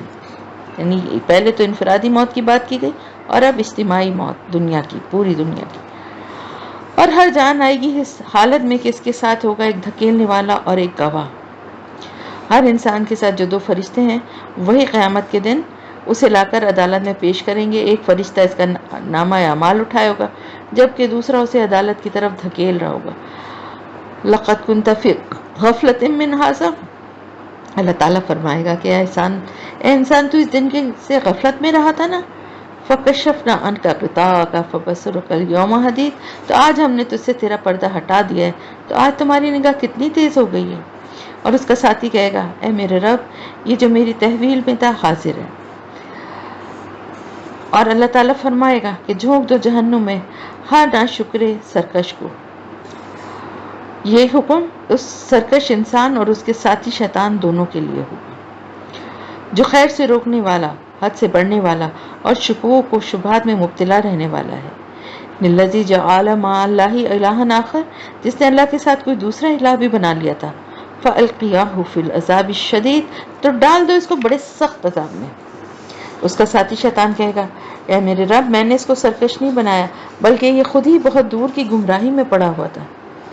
تو وہ یہ چاہے گا کہ انسان جو اس کی تحویل میں دیا گیا تھا اسے تو سزا مل جائے جبکہ اس کی جان بخشی کر دی جائے۔ اللہ تعالیٰ فرمائے گا اب میرے سامنے جھگڑا مت کرو جبکہ میں پہلے ہی تمہاری طرف وعید بھیج چکا تھا، یعنی جن و انس دونوں پر ہی اللہ کی طرف سے انذار کے حوالے سے حجت تمام کر دی گئی ہے نا۔ آپ صلی اللہ علیہ وسلم کا پیغام سن کر جن بھی تو ایمان لائے تھے نا، اور اب پھر اپنی قوم کی طرف گئے تھے، تو وہاں پر بھی جن لوگوں نے نہیں مانا وہی شیاطین جن ہے نا۔ تو میرے سامنے اب یہ بات تبدیل نہیں کی جا سکتی اور میں اپنے بندوں پر ظلم کرنے والا نہیں ہوں، چنانچہ میرے قانون کے تمام تقاضے پورے کیے جائیں گے۔ جس دن ہم پوچھیں گے جہنم سے کہ کیا تو بھر گئی ہے، یعنی اس میں ڈالے جائیں گے ملزمین، مجرمین، گناہ گاروں کو، کفار کو، منافقین کو، مشرکین کو، سب کو ڈالا جائے گا، اتنا ڈالا جائے گا۔ اور اس کے بعد پوچھا جائے گا جہنم سے، اللہ تعالیٰ پوچھیں گے کہ جہنم سے کہ کیا تو بھر گئی ہے؟ وَتَقُولُ هَلْ مِن مَزِيدٍ، اور وہ کہے گی کہ کیا کچھ اور بھی ہے، یعنی وہ کہے گی ابھی تو میرے اندر بہت گنجائش ہے، ابھی مزید جنوں اور انسانوں کو میرے اندر ڈالا جائے تاکہ میں بھر جاؤں۔ وَأُزْلِفَتِ الْجَنَّةُ لِلْمُتَّقِينَ، وَأُزْلِفَتِ الْجَنَّةُ لِلْمُتَّقِينَ غَيْرَ بَعِيدٍ، اور جنت قریب لائی جائے گی اہل تقویٰ کے لیے، کچھ بھی دور نہیں ہوگی۔ هَٰذَا مَا تُوعَدُونَ، ان سے کہا جائے گا یہ ہے وہ جس کا وعدہ تم لوگوں سے کیا جاتا تھا، ہر اس شخص کے لیے جو اللہ کی طرف رجوع کرنے والا اور حفاظت کرنے والا ہو، یعنی اسی امانت کی حفاظت کرنے والا جو اللہ نے سپرد کی ہے۔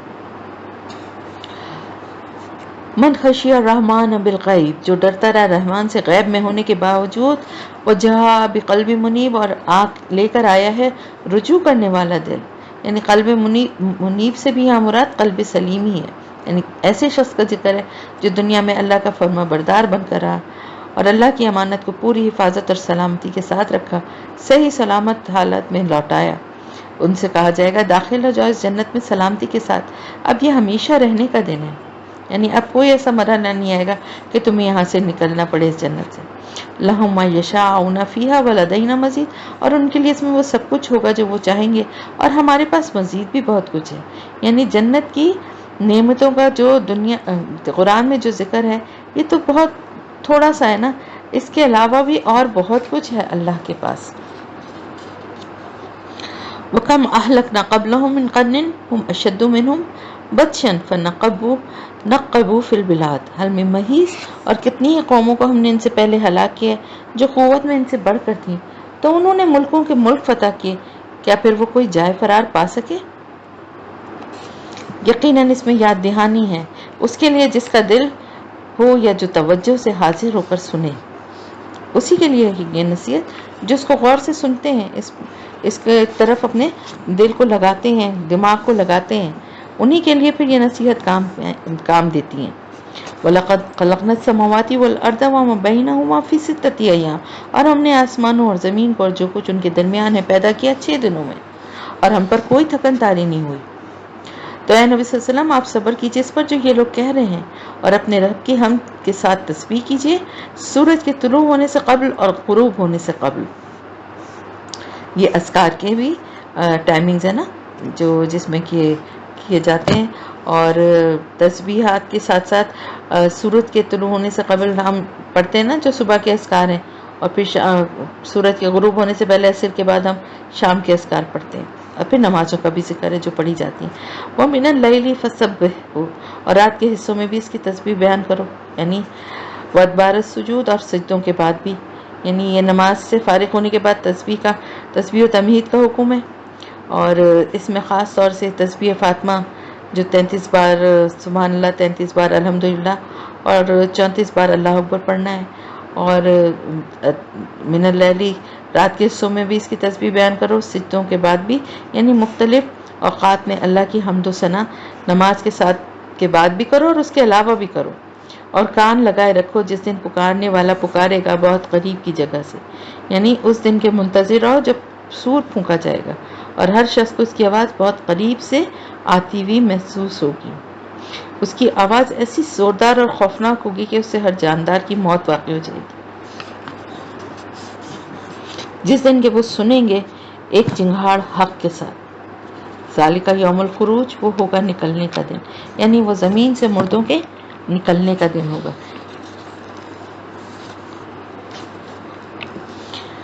اِنَّا نَحْنُ نُحْيِي وَنُمِيتُ، اور یقیناً ہم ہی زندہ رکھتے ہیں اور ہم ہی موت دیتے ہیں۔ وَإِلَيْنَا الْمَصِيرُ، اور ہماری طرف سب کو پلٹ کر آنا ہے۔ یوم تشقق الارض عنہم سراعا، جس دن زمین ان پر سے پھٹ جائے گی اور وہ تیزی سے نکل پڑیں گے۔ ذالک حشر علینا یسیر، یہ سب کا جمع کر دینا ہمارے لیے بہت آسان ہے۔ نحن عالم بما یقولون، اور اے نبی صلی اللہ علیہ وسلم ہم خوب جانتے ہیں جو کچھ یہ لوگ کہہ رہے ہیں۔ وما انت علیہم بجبار، اور آپ ان پر کوئی زبردستی کرنے والے نہیں ہیں۔ فذکر بالقرآن من یخاف وعید، اور بس آپ ذکر کرتے رہیں اس قرآن، یا نصیحت کرتے رہیں اس قرآن کے ذریعے سے ہر اس شخص کو جو میری وعید سے ڈرتا ہو، یعنی جس شخص کی روح مردہ نہ ہو چکی ہو اور اس میں تھوڑی سی بھی جان ہو، جس کے اندر اخلاقی حس دم نہ توڑ چکی ہو، بھلائی کی معمولی سی بھی رمق باقی ہو، وہ آپ صلی اللہ علیہ وسلم کی باتیں سن کر قرآن کی نصیحت اور یاد دہانی سے ضرور فائدہ اٹھائے گا۔ سورہ الذاریات، بسم اللہ الرحمن الرحیم۔ والذاریات ذروا، قسم ہے ان ہواؤں کی جو بکھیرنے والی ہیں جیسے کہ بکھیرا جاتا ہے۔ ہوائیں بہت سی چیزوں کو بکھیرتی ہیں نا، اور یہ مطلب ہم بہت ساری چیزوں میں ہوا کے ساتھ اڑ کے آتی ہیں، جیسے کہ پودوں کے جو پولن ہوتے ہیں، یعنی جو ان کے جس سے کہ دوسرے پودے نکلتے ہیں، وہ جو ان کے کیا کہنا چاہیے، پولن کو اردو میں کیا کہیں گے، یعنی جو بیج ٹائپ کی چیزیں چھوٹے چھوٹے ہوتے ہیں کہ جو کہ ہم کہتے ہیں نا ہم نے یہاں تو یہ پودا بویا ہی نہیں تھا، پتہ نہیں کیسے نکلا ہے، تو وہ کس طرح ہوتا ہے، ہوا اس پر سفر کرتا ہوا وہ دور دراز علاقوں تک پہنچ جاتے ہیں۔ تو اسی طرح ہوائیں جو ہیں जंगलात उगाने में, पौधे बागात उगाने में, दूर दूर ऐसी जगहों पे जहाँ आबादी भी नहीं है वहाँ पे भी पौधों के फलने फूलने में मदद देती हैं। फिर बोझ उठाकर लाने वाली हैं, यानी अरबों खरबों टन पानी समंदर से उठा के बादलों की शक्ल में हज़ारों मील दूर ले जाती हैं। फिर मुख्तलिफ इलाकों में बारिशें बरसाती हैं। फिर नरमी से चलने वाली हैं, यानी कभी ठंडी ठंडी हवा चलती है, हल्के हल्के झोंके होते हैं, बहुत फरहत बख्श होते हैं। फिर अल्लाह के अम्र को तकसीम करने वाली हैं। इससे मुराद बारिश के पानी की तकसीम है, यानी बादल की शक्ल में समंदर के पानी को हवाएं मुख्तलिफ इलाकों में उड़ाए फिरती हैं, मगर किस जगह बारिश होगी और किस जगह नहीं होगी, कहाँ पर कितनी होगी, ये सब अल्लाह के हुक्म से होता है। तो अल्लाह के इस अम्र की तकसीम हवाओं के ज़रिए से ही होती है। इन्नमा तुअदूना लसादिक़ व इन्न दीना लवाक़ि, जो वादा तुम्हें दिया जा रहा है वो यकीनन सच है और जज़ा और सज़ा ज़रूर वाक़ई होकर रहेगी। वस्समाई ज़ातल हुबुक, और कसम है जालीदार आसमान की। ये उस मंजर की तरफ इशारा है जो रात के वक्त तारों भरा आसमान पेश करता है। यकीनन तुम लोग एक झगड़े की बात में पड़ गए, यानी आखिरत के बारे में तुम एक इख्तिलाफ में पड़ गए और तुम्हारी बात एक दूसरे से मुख्तलिफ है। इससे वही फेरा जाता है जो फेर दिया गया है। हलाक हो जाएं ये अंदाजे लगाने वाले जो अपनी गफलत में पड़े हुए हैं। यस अलूना अय्याना यौमुद्दीन, वो पूछते हैं कब आएगा वो जज़ा और सज़ा का दिन। यानी तंज़ीए अंदाज में सवाल किया जाता था कि आप कहते रहते हैं कि तुम्हारे अमाल के जज़ा और सज़ा मिलेगी, तो वो आखिर आएगा कब वो दिन जिस दिन ये लोग आग पर सेके जाएंगे। इसलिए कि इस तरह की मजाक उड़ा के ये बात पूछते थे, इसलिए अल्लाह ताला की तरफ से भी सख्ती से जवाब दिया जा रहा है। उस दिन उनसे कहा जाएगा चखो मज़ा अपनी फितनों का, अपनी शरारतों का। ये है वो अजाब जिसकी तुम जल्दी मचाया करते थे। तुम हमारे रसूल को चैलेंज किया करते थे ना कि ले आओ हम पर अजाब जल्दी, अगर तुम ला सकते हो तो। आज है ये तुम्हारे इस मुतालबे का जवाब। यकीनन अहले तक़वा बागात और चश्मों के अंदर होंगे, वो ले रहे होंगे जो कुछ उनका रब उन्हें देगा। ये वो लोग हैं जो इससे पहले नेकोकार थे, यानी दुनिया की ज़िंदगी में भी अपने नेक अमाल की वजह से दर्जा एहसान तक पहुँचे हुए थे। कानू कलीलन मिनल लैली मा यहजऊन, रात का थोड़ा ही हिस्सा होता था जिसमें वो सोते थे, यानी रात का बेशतर हिस्सा अपने रब के हुजूर हाजिरी में गुजारते थे। वबिल असहारी हम यस्तगफिरून, और सहरी के औकात में वो इस्तगफार करते थे। वफ़ी अम्वालिहिम हक़्क़ुन लिस्साइली वल महरूम, और उनके अम्वाल में साइल और मोहताजों का हक़ हुआ करता था। यानी उन्होंने इस चीज़ को प्रैक्टिस में रखा था, इस हकीकत को कबूल किया था कि अल्लाह का दिया जो कुछ भी उनके पास है इसमें फ़ुक़रा और मसाकीन का भी हिस्सा है, और वो उन लोगों तक उनका हक़ पहुँचाया भी करते थे। और ज़मीन में हर तरफ निशानियां हैं यकीन करने वालों के लिए। वफ़ी अनफुसिकुम अफला तुबसिरून, और तुम्हारी अपनी जानों में भी निशानियां हैं, क्या तुम देखते नहीं हो? अपने जिस्म पे, अपने वजूद पर, और जो अल्लाह ने तुम्हें दिए हैं आज़ा, उन पर ही गौर करो, क्या क्या निशानियां मौजूद हैं। वफ़िस समाए रिज़्क़ुकुम वमा तुअदून, और आसमान में तुम्हारा रिस्क है और वो भी है जिसका तुमसे वादा किया जा रहा है। यानी अल्लाह की तरफ से तुम्हारे रिस्क भी तयशुदा है, तुम्हारी जन्नत या दोज़ख में जाने का फैसला भी उसी की मशीयत से होना है।